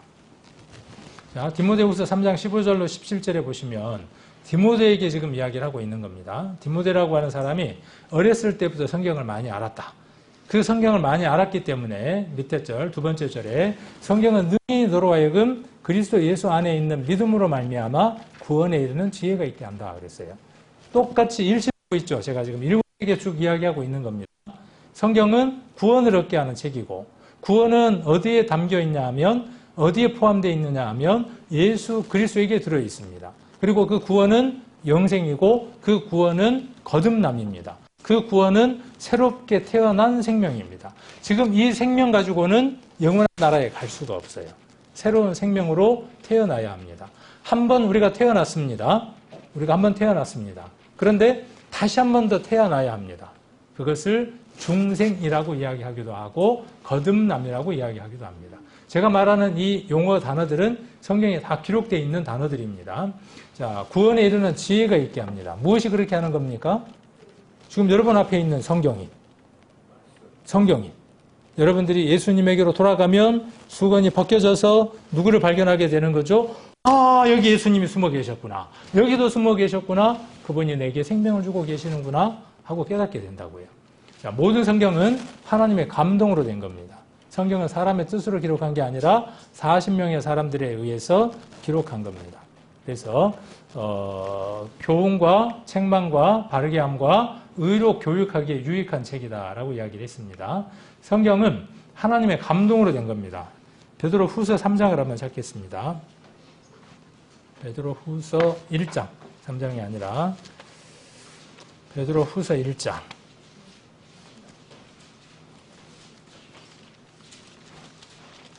1장 21절 385페이지 같이 한번 찾아서 같이 한번 읽겠습니다. 예언은 언제든지 사람의 뜻으로 낸 것이 아니요 오직 성령의 감동하심을 입은 사람들이 하나님께 받아 말한 것이니라. 자, 예언을 받아서 말했으니까 그 사람이 예언자죠. 그렇죠? 그 다음에 그는 먼저 말씀을 받았으니까 선지, 먼저 알았으니까 선지자입니다. 그래서 예언자, 선지자 다 같은 말입니다. 아, 내일 모레 비가 올 것 같아. 아, 내일 모레 트럼프가 대통령이 될 것 같아. 진짜 아닙니다. 제가 그냥 하는 말이지. 네. 자, 이렇게 하는 게 예언이냐? 아닙니다. 그 얘기를 하는 게 아닙니다. 예언과 선지라고 하는 것은 무엇이 전제된 말이냐 하면 하나님의 말씀이 그 사람에게 들어간 겁니다. 하나님의 말씀에는 시제가 있습니다. 과거의 것도 있고 현재의 것도 있고 미래의 것도 있습니다. 그러니까 이 받은 사람 입장에서는 하나님의 말씀을 받은 예언자와 선지자 입장에서는 자기가 몰랐던 과거의 것도 알게 되는 거고 뭘 통해서요? 하나님의 말씀을 통해서. 그 다음 지금 일어나는 일들을 알게 되고 앞으로 있을 일들을 알게 되는 거죠. 그러니까 하나님 말씀 안에는 과거와 현재와 미래가 들어있는 거죠. 그걸 받은 사람이 누구라고요? 예언자와 선지자라고요. 여러분 머릿속에 알고 있는 그 예언과 선지자는 지워야 합니다. 그 점쟁이 찾아가면 예언 잘하잖아요. 차라리 문어를 찾아가면 돼. 문어가 뭘 잘하죠? 이번 올림픽 때 누가 축구 1위 할 건가? 문어한테 물어보면 안 돼. 그런 거 아니에요. 그런 내용들이 아닙니다. 그래서 여기 예언이라고 하는 것은 그런 뜻을 이야기를 하는 겁니다. 그래서 예언은 언제든지 사람의 뜻으로 낸 것 아니에요. 사람이 자기 마음대로 말하는 거예요. 그렇게 자기 마음대로 말하는 거 신명기에 보면 어떻게 해요? 죽입니다. 그래서 하나님이 하신 말씀에는 반드시 증언과 성취함이 있다라고 기록하고 있습니다. 그래서 오직 성령의 감동하심을 입은 사람들이 하나님께 받아 말한 것이 성경입니다. 성경은 그래서 하나님의 감동을 낸 겁니다. 이걸 인스피리션, 스피리트라고 이야기를 합니다. 영이, 하나님의 영이 그 사람 속에 들어가는 겁니다. 그래서 하나님의 것으로 말하고 기록하는 겁니다. 하나님의 것으로 말했으니까 예언입니다. 하나님의 것을 기록했으니까 성경이 되는 겁니다. 자, 성경은 무엇에 대해서 이야기하느냐 하면 구원에 대해서 이야기를 합니다. 예수 그리스도에 대해서 이야기를 합니다. 성경은 하나님의 사람이 되어야 한다라고 우리에게 가르치고 있습니다. 자, 세상에 필요한 사람을 만들기 위해서 학교 교육이 있습니다. 그냥 두면 어떻게 되니까요? 짐승처럼 사니까. 그런데 지금 공교육은 사람을 사람답게 만드는 교육이 아니라 사람을 돈 버는 기계로 만들어 놓고 있습니다. 이전에는 도덕과 윤리와 개근상이 중요했고, 그렇죠? 근데 지금은요, 개근상 아무 필요 없어. 얘가 얼마나 독창적이냐, 이게 중요한 거예요. 그렇지 않습니다. 사람을 사람답게 만들려면 도덕과 윤리가 없으면 사람은 사람답지 않습니다. 사람과 동물의 경계는 사람은 윤리가 있기 때문에 그렇습니다. 자, 그런데 세상의 교육기관에 책들이 있습니다. 초등학교 책, 중학교 책, 고등학교 책, 대학교 교과서들이 있겠죠? 다 뭘 하기 위한 거죠? 사회에 필요한 일원으로서의 사람을 만들기 위한 겁니다. 사람이면 다 사람이냐? 사람들이 그러죠? 뭐다워야 사람이에요? 사람이 사람다워야 사람이지. 자, 그런데 성경은 뭐라고 말씀하시느냐 하면 그 사람도 중요하지만 성경은 뭐라고 말씀하시느냐 하면 하나님의 사람이 아니면 그 사람은 사람이 아니다는 거예요. 하나님의 사람이 되는 것이 중요한 겁니다. 자, 제가 부잣집 사람이 될 수 있어요, 없어요? 이제 두 가지 방법이 있습니다. 하나는 그 집에 태어나거나. 근데 이건 불가능한 일이잖아요. 또 하나 어떤 게 있냐 하면 입양하는 방법이 하나 있죠. 그죠? 법적으로 내가 그 가정에 입양을 받게 되면 그 집의 자녀가 되는 겁니다. 성경도 마찬가지입니다. 우리가 하나님의 자녀가 되는 방법은 두 가지의 방법이 있는 거예요. 새롭게 태어나는 방법 하나, 그 다음에 법적으로 태어나는 방법 하나. 그 둘 다를 성경은 이야기를 하고 있습니다. 그 다음에 하나님의 사람이면 하나님의 사람다워야죠.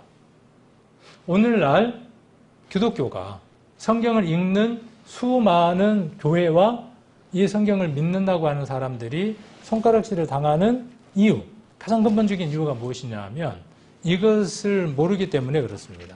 그래서 지금 제가 이야기하는 디모데전서 2장 4절과 디모데후서 3장 15절과 17절은 교회에게 있어서 가장 중요한 겁니다. 처음이자 마지막이고 알파와 오메가입니다. 이게 시작과 끝이에요. 이게 이 안에 모든 것들을 다 담고 있습니다. 이 속에 구원받는 것이 있고 하나님의 자녀가 되는 것이 있고 그 끝까지가 다 기록되어 있습니다. 그래서 사람은 무엇을 통해서 세상 한문을 통해서 윤리 도덕을 통해서 하나님의 사람은 성경을 통해서 구원받고 성경을 통해서 하나님의 사람으로 새롭게 태어나는 겁니다. 하나님의 생명을 받으면 거듭나는 겁니다. 어떻게 되는 건가요? 라고 하는 질문이 요한복음의 디모데와 예수님과의 대화 속에서 나와 있죠. 거듭나면 하나님 나라를 볼 수 있다. 거듭나지 않으면 볼 수 없다. 이 얘기를 하고 계시는 겁니다. 자, 그래서 성경은 교훈이 들어 있습니다. 누구에게 교훈일까요? 성경은 하나님의 사람에게 교훈입니다. 구원받지 못하고 하나님의 사람이 되지 못한 사람들에게는 그 말씀은 절망의 말씀입니다. 너와 하나님은 관계없다. 영원한 형벌이다라고 하는 선언의 말씀이지만 모든 성경이 하나님의 사람인 사람에게는 교훈과 책망과 바르게 함과 의로 교육하는 책이 돼서 세상 사람들하고는 다른 사람이 됩니다.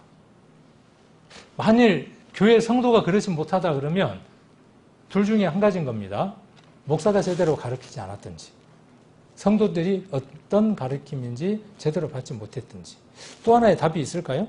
알면서도 그렇게 하지 않든지. 제가 보기에는 이게 많아.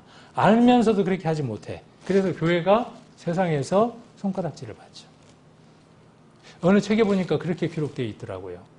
믿는다고 하는 사람들이 다 사라지고 나면 오히려 하나님의 말씀이 더 잘 전해질 수도 있을 것이다. 왜? 믿는다고 하는 사람들이 이대로 살지 않으니까. 이번에 교전에 우리 성도님들은 말씀을 통해서 그런 것들을 확실하게 확고하게 찾아가야 하고 이번에 구원을 받지 못한 사람들은 성경을 통해서 이 구원을 받을 수 있도록 해야 하겠죠. 그래서 성경은 영생을 얻도록 해주는 책입니다. 그래서 정리를 해보는 겁니다. 그리고 성경은 예수 그리스도로 믿도록 해주는 책입니다. 이것이 구원입니다. 이렇게 구원을 주시려고 하나님이 우리에게 성경을 주셨습니다. 자, 그리고 오늘은 사람이 어떻게 만들어졌는지 한번 성경을 통해서 살펴보는 시간을 갖도록 하겠습니다. 사람은 누가 만들었냐? 하나님이 만들었습니다. 제가 뭘 만들 수 있는 능력이 있을까요? 제가 개집을 한번 만들어 봤거든요. 고양이 집도 한번 만들어 봤어요. 우리 집에 8kg가 좀 넘는 고양이가 한 마리가 살아요. 조금밖에 안 되는데 살이 왜 그렇게 찌는지 모르겠어요. 근데 하여튼 기쁨을 주기는 해. 간혹 아침에 문 열고 나가면 좋다고 야옹거리고 난리예요. 갖다 버렸으면 좋겠는데 울어서 하니까 갖다 버릴 수도 없고 길에서 그냥 두면 죽을 것 같아서 집에 데려다가 이제 키운 게 정이 들어서 지금 그러고 있는데 제가 고양이 집을 지어봤습니다. 잘 지었습니다. 겨울에는 난방도 되고요. 여름에는 냉방도 됩니다. 제가 좀 똑똑하게 생겼나요? 어쨌든 바깥을 스티로폴로 만들고 안에도 좋은 이불도 깔아주고 그리고 겨울이 되면 우리 집 전기세도 아껴야 되니까 거기다 타이머를 설치를 해서 볕 안 드는 날에는 난방을 해주고 지난번에 보니까 얼마나 따뜻하게 거기에서 씻었는가 털이 다 벗겨져 있더라. 털이 다시 났어요. 털이 다시 나. 배 있는데 보니까 이게 피부병이 생겼다냐고 그러고 보니까 이쪽에도 요만큼 털이 빠져 있고 여기도 요만큼 빠져 있는 거예요. 뭔 일이다냐. 약도 발라주고 있는데 이제 한참 지나고 나니까 털이 다시 났어. 나중에 알고 보니까 뭐냐면 따뜻하니까 거기다 대고 지진 거예요. 우리 등 지지는 것처럼. 예. 요즘 더운데 이제 또 선풍기도 제가 틀어주고 그러거든요. 시간 맞춰서. 내가 고양이를 좋아하거나 고양이에 대한 생각들이 있으면 그 고양이가 생활하는 데에 불편하지 않도록 충분한 삶을 살아갈 수 있도록 내 능력, 내 마음, 내 정성에 따라서 베풉니다. 자, 이게 누구하고 누구의 차이냐 하면 집사된 저와 그 다음에 주인된 고양이의 관계입니다. 하나님과 우리의 관계는 어떨까요? 하나님과 우리의 관계는 비교할 수도 없습니다. 제가 지금 고양이하고 비교한 거하고는 비교할 수가 없습니다. 제가 고양이를 데려다 키울 마음이 없었어요. 데려다가 키울 마음이 있었으면 뭔가 준비를 철저하게 했겠죠. 어느 날 갑자기 주워다가 키우려고 하니까 모든 게 다 서툴더라고요. 하나님은 그런 분이 아닙니다. 하나님은 아주 철두철미하신 분입니다. 모든 것을 계획하시고 그 계획대로 이루시는 분이죠. 그분이 누구를 만드셨냐 하면 나를 만들었다고요. 자꾸 우리라 그러니까 안 된다 그랬죠. 나를 만드셨다고. 자, 저는 뭐 고양이 집 만들 정도밖에 능력이 없는데 삼성은 반도체를 만듭니다. 그저께 동영상에 보다 보니까 이건희 회장님인가요? 안경을 벗었다 끼면서 뭐라 그러냐 하면 내가 농담이 아니야. 정말로 하는 말인데 마누라하고 작심 말고 다 바꿔봐. 바뀌어갖고 안 좋은 것 하나도 없어. 바뀐다고 생각하면 다 바뀌어. 바꿔봐. 적게 바뀌는 사람은 적게 쓰이고 많이 바뀌는 사람은 많이 쓰일 거야. 막 했었더라고요. 그래서 제가 그게 공감이 가서 몇 분에게 이렇게 이제 보내드렸어요. 근데 그 사고와 생각이 지금 오늘의 삼성을 만들어냈죠. 삼성 왕국을 만들어낸 거죠. 근데 거기에 최고의 그 물품이 무엇이냐 하면 반도체입니다. 물론 휴대폰도 휴대폰 얘기했지만은 삼성은 반도체 만드는 데에 전문가입니다. 그래서 반도체는 뭘로 만들까요? 혹시 아시는 분? 찍었죠? 자, 흙으로 여기 나와 있요? 어디? 반도체는 뭘로 만드냐? 삼성 반도체 이야기에 나와 있는 내용을 제가 가지고 왔습니다. 인터넷에 있는 것들을 제가 가지고 왔습니다. 그래서 여기 보면 뭘로 만드냐 하면 갑자기 안 넘어갈까? 자, 여기 보면 이제 넘어가네. 자, 그 규소라고 하는 걸로 반도체를 만듭니다. 규소는 어디에서 얻느냐 하면 유리를 만드는 흙의 원소라 그래서 흙에서 그 규소를 만들고 그것으로부터 반도체를 만듭니다. 참 신기하죠. 흙에서 어떻게 그 반도체라고 하는 물질을 만들어서 우리가 이렇게 활용할 수 있을까? 그리고 근데 반도체는 또 뭐가 없으면 전혀 작동을 안 합니까? 반도체가 전기 없으면 무용지물이에요. 전기가 있어야만 그것을 활용을 해서 뭐 또 할 수 있느냐 하면 우리가 상상할 수 없는 것들을 해낼 수 있죠. 요즘은 얼만큼 발달했느냐 하면 제가 누군가에게 편지를 받았어. 근데 편지가 지금 300페이지 분량의 편지야. 다 읽어볼 수가 없어. 그 편지를 쭉 스캔을 해가지고 챗 GPT 하는 데다가 딱 넣어주고 야 요약 한번 해봐라 그러면 한 1, 2초 만에 다 요약을 해냅니다. 다 뭐가 해내느냐 하면 그 반도체라고 하는 칩이 그 일을 해냅니다. 그러니까 원론적으로는 흙이라고 하는 것과 전기라고 하는 것에 의해서 그 모든 일들이 일어나고 우리는 그걸 활용하는 거죠. 사람이 어떻습니까? 사람이. 어마어마하죠. 사람의 능력이. 삼성의 능력이 어마어마한 겁니다. 그러니까 다 바꿔봐. 바꾸면 바뀐 대로 다 돌아가. 3배에서 5배가 돌아가 막 했었더라고. 근데 그대로 다 돌아갔죠. 근데 이 반도체.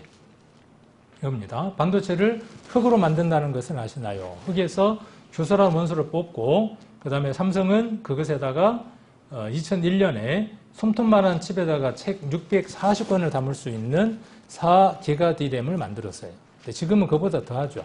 솜털만한 것에다가 책을 몇 권을 넣을 수 있다고요? 640권을 넣는다고요. 지금은 지금 그보다 더하겠죠. 그런 능력이 누구에게 있다고요? 삼성에게 있어. 근데 그게 뭘로 이루어진 것이다고요? 흙으로 이루어진 것이라고 이야기를 합니다. 그러면 사람은 어떻게 만들어졌냐는 거예요. 자, 사람은 창세기 1장 27절 한번 보겠습니다.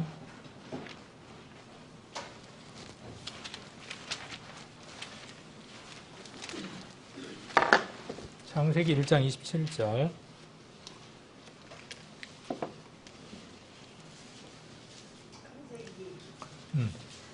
창세기 맨 첫 번째 성경 1장 27절 26절부터 한번 보시면 하나님이 가라사대 우리의 형상을 따라 여기 형상이라고 나오죠.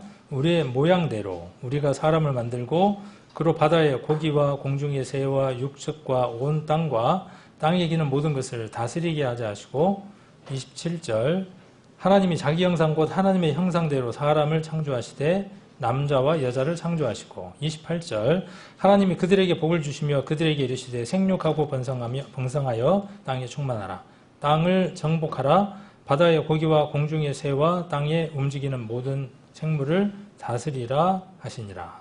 2장 8절 한번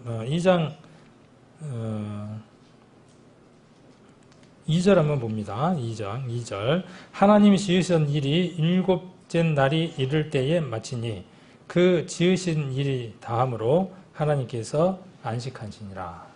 4절 여호와 하나님이 천지를 창조하신 때에 천지에 창조된 대략이 이러하니라. 많은 사람들이 이 성경을 오해합니다. 하나님이 천지 창조하는 게 끝났잖아. 아까 언제? 2장 2절에 끝났잖아. 그런데 보니까 2장 4절에 어떻게 해요? 또 하나님이 천지를 또 창조하네? 그래서 어떤 생각을 가진 사람들이 있냐 하면 재창조라고 하는 생각을 갖고 있는 사람들이 있습니다. 그것은 문맥을 국어 공부를 제대로 못하신 분들의 문제점들입니다. 천지 창조는 한 번입니다. 그리고 여기 1장은 2장에서 다시 한 번 더 자세하게 설명을 하게 됩니다. 그래서 여기 2장 4절에 대략이 하면서 다시 한 번 더 그 앞에 있는 내용들을 부연해서 설명하고 있는 걸 볼 수 있습니다. 그래서 하나님 형상대로 남자와 여자를 만들었다. 총괄적으로 얘기하고 그 다음에 2장 8절에 누구를 만들었냐? 2장 7절에 여호와 하나님이 흙으로 사람을 지으시고 생기를 그 코에 불어넣으시니 사람이 생명이 되었다. 그래서 흙으로 아담이라고 하는 사람을 만들었다. 그렇게 이야기를 하고 있고 그러면 여자는 어떻게 만들었냐? 아까 앞에 보면 남자와 여자를 만들어서 어떻게 했습니까? 충만하게 했죠. 자, 남자와 여자를 27절에 보면 남자와 여자를 이미 만드셨습니다. 그리고 다스리게 하셨습니다. 이거에 대한 설명이 2장에서 지금 설명되고 있는 거죠. 자, 짐승들도 하나님이 어떻게 했냐 하면 생육하고 번성하게 했어요. 아까 26절에. 그런데 사람에게는 특별한 명령 3가지가 들어있습니다. 짐승에게 없는 특별한 명령 3가지가 들어있는데 그 첫 번째가 뭐냐 하면 땅에 충만하는 겁니다. 그 다음에 땅을 정복하는 겁니다. 그 다음 땅을 다스리는 겁니다. 이대로 되어졌습니다. 왜? 하나님이 그렇게 복을 주셨으니까 그대로 되어진 것을 볼 수 있습니다. 자, 3장으로 한번 가봅니다. 처음 사람 아담, 남자는 처음 사람인 아담은 흙으로 만들어졌고 여자는 어떻게 만들어지는지를 한번 보겠습니다. 3장 20절에 보시면 아담이 모든 육축과 공중의 새와 들의 모든 짐승에게 이름을 주니라. 아담이 돕는 배필이 없으므로. 그러니까 아담의 첫 번째 직업이 무엇이었을까? 라고 퀴즈를 낼 수 있습니다. 아담의 첫 번째 일 뭘까요? 장명가였습니다. 하나님이 창조해 놓으신 모든 것에다가 너는 개, 너는 코끼리, 너는 오리, 너는 원숭이 다 붙인 거예요. 원숭이가 아니고 다 이름을 붙여놨습니다. 얼마나 머리가 좋았으면 하나님이 만들어 놓은 피조물들이 얼마나 많을 겁니까? 그 이름들을 다 기억하고 부를 만큼의 머리를 가진 자입니다. 자, 그런데 뭐가 없어요? 짝이 없네. 돕는 배필이 없어요. 21절 여호와 하나님이 아담을 깊이 잠드시니 잠들매 그가 그 갈비뼈 하나를 취하고 살로 대신 채우고 여호와 하나님이 아담에게서 취하신 그 갈비뼈로 여자를 만드시고 그를 아담에게로 이끌어 오시니 아담이 가로되 이는 내 뼈 중에 뼈요 살 중에 살이라 이것을 남자에게서 취하였은즉 여자라 칭하리라. 아담의 키는 몇 메타였을까요? 몇 센치? 혹시 아시는 분? 아담의 키 혹시 아시는 분? 아담은 아담 사이즈였어요. 네. 몇 센치인지는 모르지만 하여튼 아담 사이즈. 어디 가서 또 어느 교회 갔는데 목사님이 아담 사이즈를 그렇게 이야기했다고 이야기하면 큰일 납니다. 그냥 연쇄스로 웃으려고 시간이 좀 많이 가서 잠깐 웃으려고 이제 이야기를 한 것이고 그래서 아담은 흙으로 그 갈비뼈 하나를 취해서 살을 채워서 누구를 만들었냐 하면 여자를 만들었고 그 여자의 이름은 하와. 이 이름의 뜻이 무엇이냐 하면 조상이라는 뜻입니다. 둘 다 인류의 조상이라는 뜻을 담고 있습니다. 자, 이게 개의 형상입니다. 좀 이해를 시키기 위해서 형상이라고 하는 걸 이해시키기 위해서 이렇게 그냥 그림으로 가져왔습니다. 형상이라는 말을 아이콘이라고 이야기를 합니다. 우리 컴퓨터에 보면 아이콘이라 그러죠. 그 아이콘이라는 것은 실제로 그것은 아니지만 그것을 형상화한 것이죠. 우리는 하나님의 아이콘이에요. 그러니까 우리를 보면 누구를 충분히 상상해서 머릿속에 그릴 수 있냐 하면 하나님을 그릴 수 있어요. 이거 보고 지금 뭘 그려요? 고양이 그리는 분 혹시? 이 개 아이콘을 보고 고양이를 머릿속에 생각하는 분 계신가요? 안 계시죠? 이걸 보고 개를 생각하시는 분은 없을 겁니다. 자, 그런 것처럼 남녀를 보면, 사람을 보면, 이렇게 남자와 여자가 있지만, 이렇게 보면 이걸 통해서 누구를 알 수 있다는 거예요.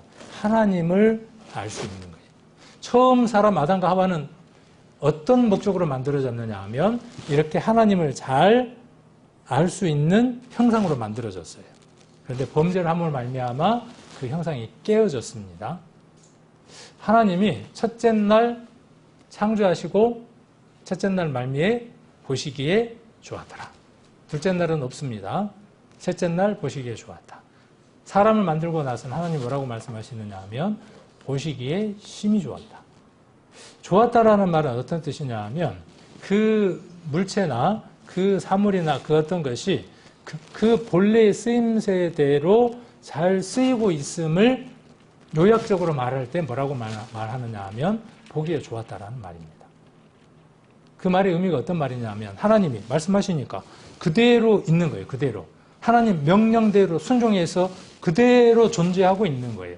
그대로 움직이고 있는 거예요. 그게 좋음이에요. 사람은 좋음일까요, 지금? 사람은 그 좋음이 깨어졌어요.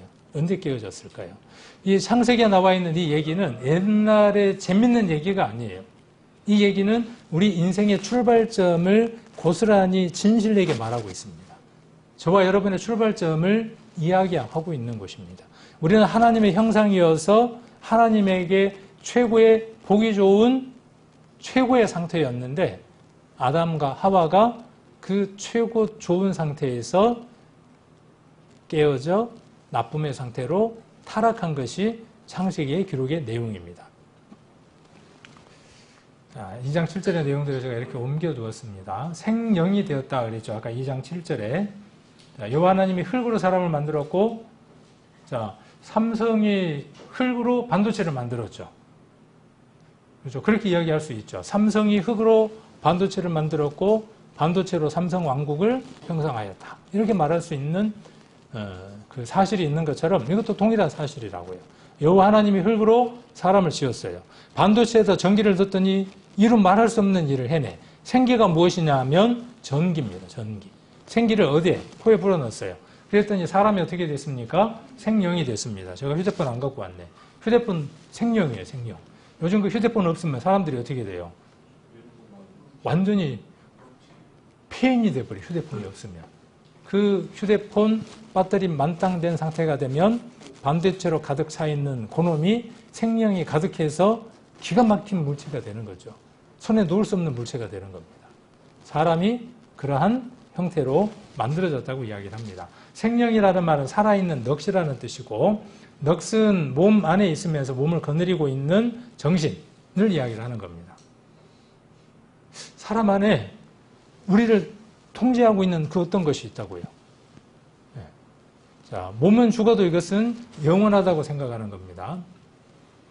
자, 이것은 어느 그 책에 나와 있는 내용을 이렇게 스크랩을 했는데, 인체를 구성하는 광물질을 화학적으로 분석해 보면 흙과 같은 물질이라는 사실이 발견됐다라고 이야기를 하고 있습니다. 그래서 그거를 좀 이렇게 표로 바꿔보면 사람의 몸 안에 여러 원소들이 들었고 또 흙의 원소 안에도 같은 원소들이 들어있는 걸 볼 수 있습니다. 이 강제상이 철로 만들어졌죠. 나무. 그러니까 이 나무의 구성 요소와 원소와 저기 밖에 있는 살아있는 나무의 원소는 같을 것이라고 우리가 합리적으로 생각을 해볼 수 있겠죠. 그것처럼 인체와 흙은 닮은 꼴이라는 거죠. 흙은 단지 그 안에 뭐가 없고 생기가 없고 사람에게는 생기가 있죠. 모든 흙에다가 생기를 주면 사람이 된다고요? 아닙니다. 그 안에 무엇이 있기 때문에 하나님의 영, 생기, 반도체는 전기, 사람에게는 생영, 하나님의 영, 그게 들어있기 때문에 보시기에 좋았어요. 그런데 그 영이 어떻게 됐을까요? 생영, 영원히 살 수 있는 그 영이 죽을 수밖에 없는 몸이 됐어요. 하나님의 주의사항 하나가 있었죠. 모든 건 네 마음대로 하되 선악을 알게 하는 나무의 실과를 먹지 말라. 불순종하면 그 생명이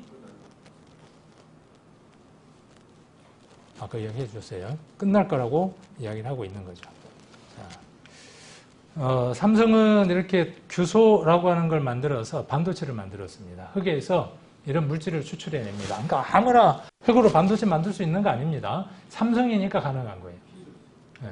자, 애들은 하음이하고 하루예요. 아니라고요? 아닌 거 맞습니다. 다른 애들 사진이에요. 속으셨죠? 네. 아니고 애들은 흙으로 뭘 하냐 하면 두꺼봐 한 집 줄게 세 집 주라 이러고 장난하고 있는 거죠. 자, 그런데 도자기 공은 이 흙으로 특별한 흙으로 뭘 하느냐 하면 도자기 장인들은 특별한 그릇을 만들어낼 수 있습니다. 하나님은 어떤 분일까요? 하나님은 그 흙이라는 물체로 여러분들 한번 생각을 해보십시오. 이러한 사람을 만들어냈다는 것은 그 하나님의 능력이 얼마나 무한한지를 우리가 가늠해 볼 수 있죠. 자, 인체와 흙은 같은 성분이다 하는 동영상이 있어서 잠깐 한번 보려고 합니다. 네, 소리가 안 나오는데 사람과 흙은 성분이 동일하다. 산소, 수소, 칼슘, 나트륨, 마그네슘, 철, 구리, 망간, 아연, 크롬 등 거의 대부분 공통적인 성분을 갖고 있는 것으로 나타났습니다. 다시 말해 사람을 화학적으로 성분 분석하려는 흙이라는 것입니다. 제가 주문 제작한 영상은 아닙니다. 제가 주문 제작한 거 아니에요. 인터넷에 있는 영상들을 성경하고 이렇게 일치되니까 여러분들에게 보여드리는 거죠. 아까 말씀드렸던 것처럼. 자, 생육하고 번성하라 그랬습니다. 시편 139편입니다. 한번 찾아보겠습니다. 시편 139편.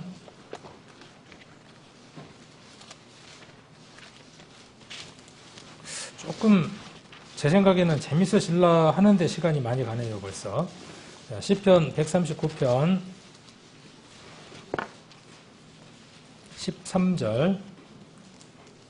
13절부터 제가 16절까지를 천천히 같이 한번 읽겠습니다. 139편 13절부터 16절까지를 천천히 같이 한번 읽겠습니다. 주께서 내 장부를 지으시며 나의 모태에서 나를 조직하셨나이다. 내가 주께 감사하오는 나를 지으심이 신묘막측하심이라. 주의 행사가 기이함을 내 영혼이 잘 아나이다. 내가 은밀한 데서 지음을 받고 땅의 깊은 곳에서 기이하게 지음을 받을 때에 나의 형체가 주의 앞에 숨기우지 못하였나이다.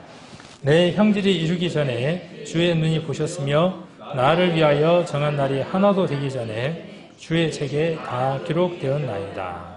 아멘.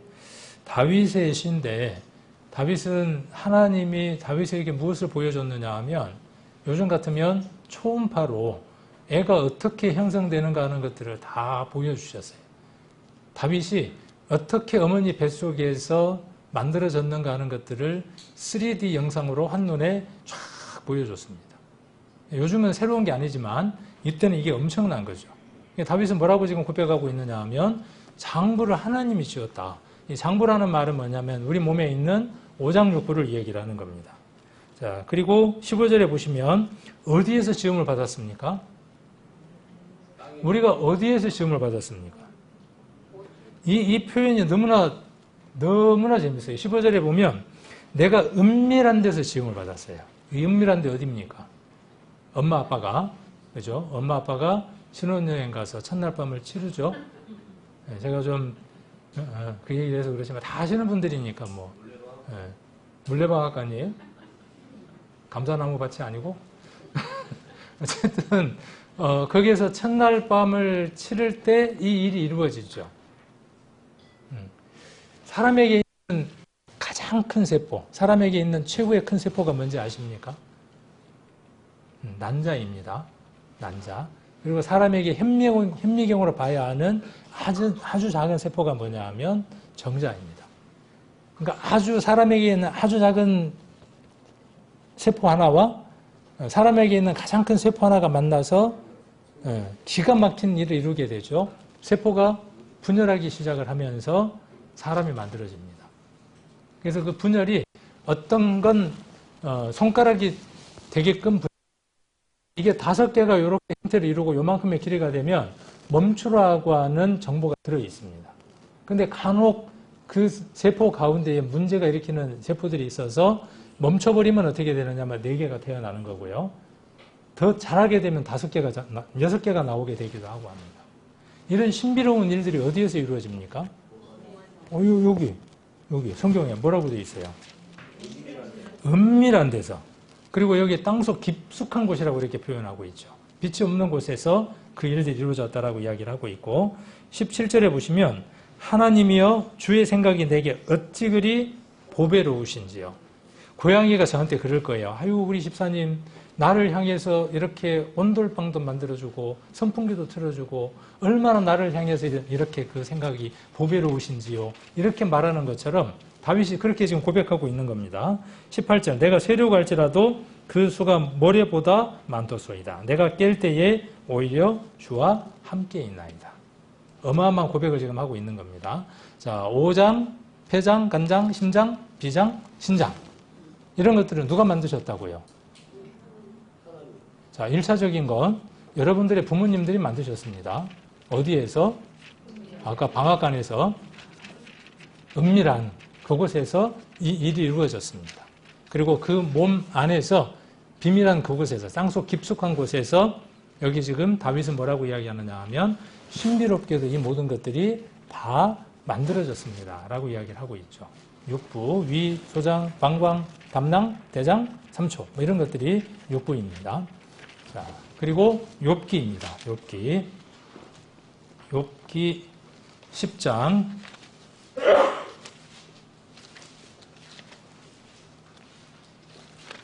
욥기 10장 8절입니다. 욥기 10장 8절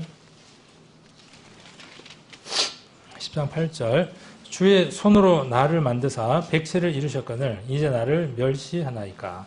기억하옵소서. 욥기 770페이지.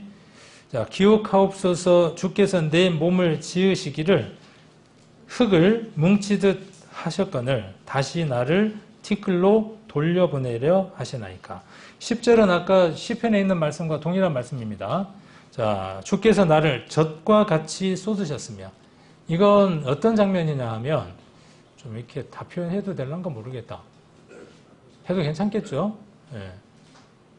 첫날 밤 치를 때 남자가 여자의 몸 안에 정자를 가득 쏟아내고 있는 모습을 표현해 온 말씀입니다.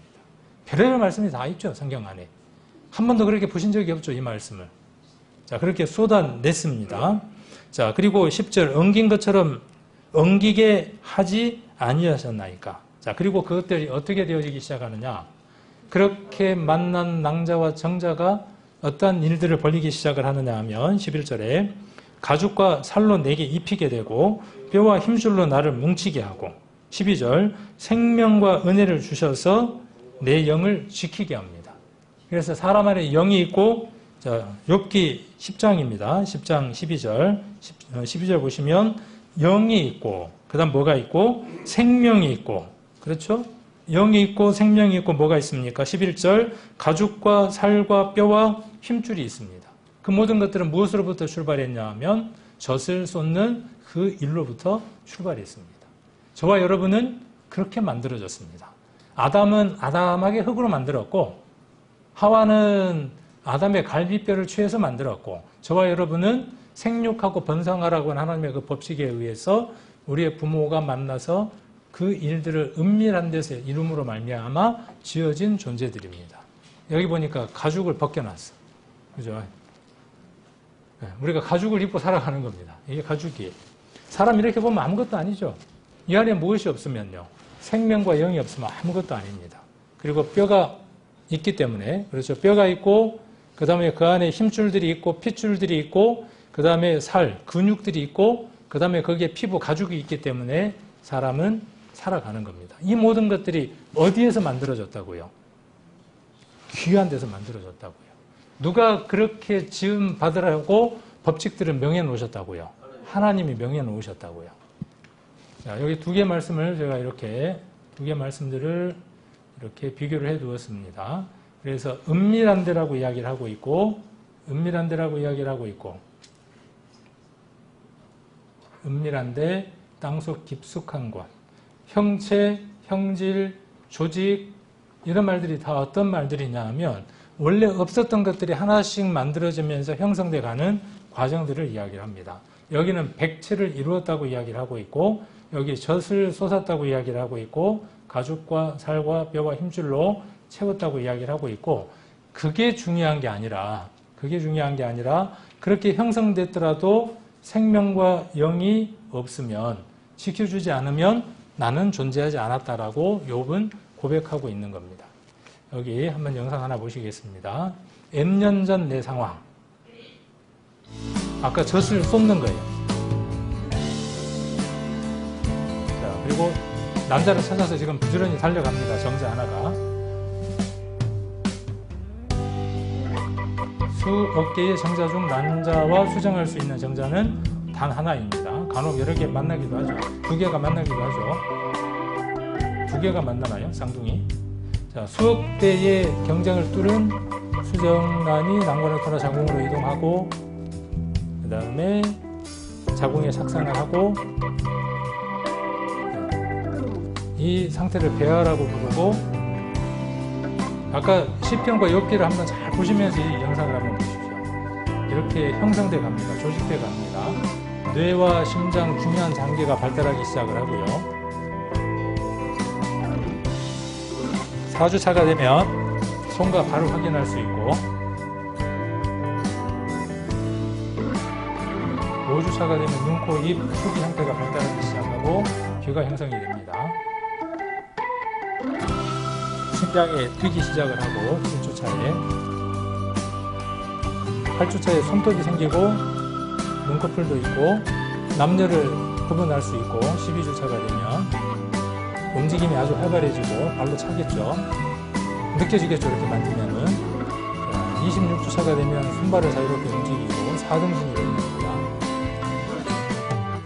그리고 27주차가 되면 빨기 반사가 일어나게 되고 눈꺼풀이 열렸다가 닫혔다가 하고 32주차가 되면 오감이 발달하는 시기가 되고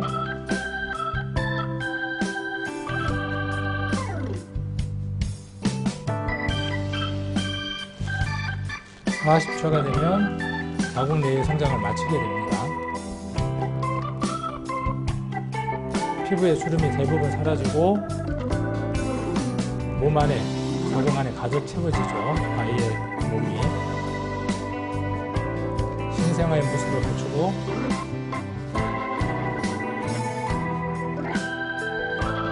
280여일간 머물렀던 엄마의 뱃속을 떠나서 세상으로 나옵니다.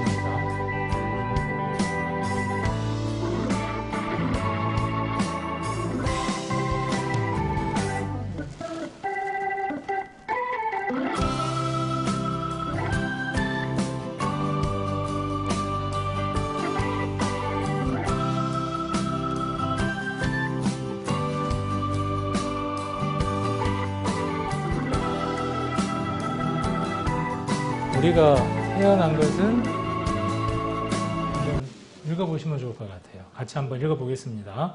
우리가 태어난 것은 우연이 아닌 기적입니다. 하나님의 계획하심과 지키심이 있기 때문에 가능한 일입니다.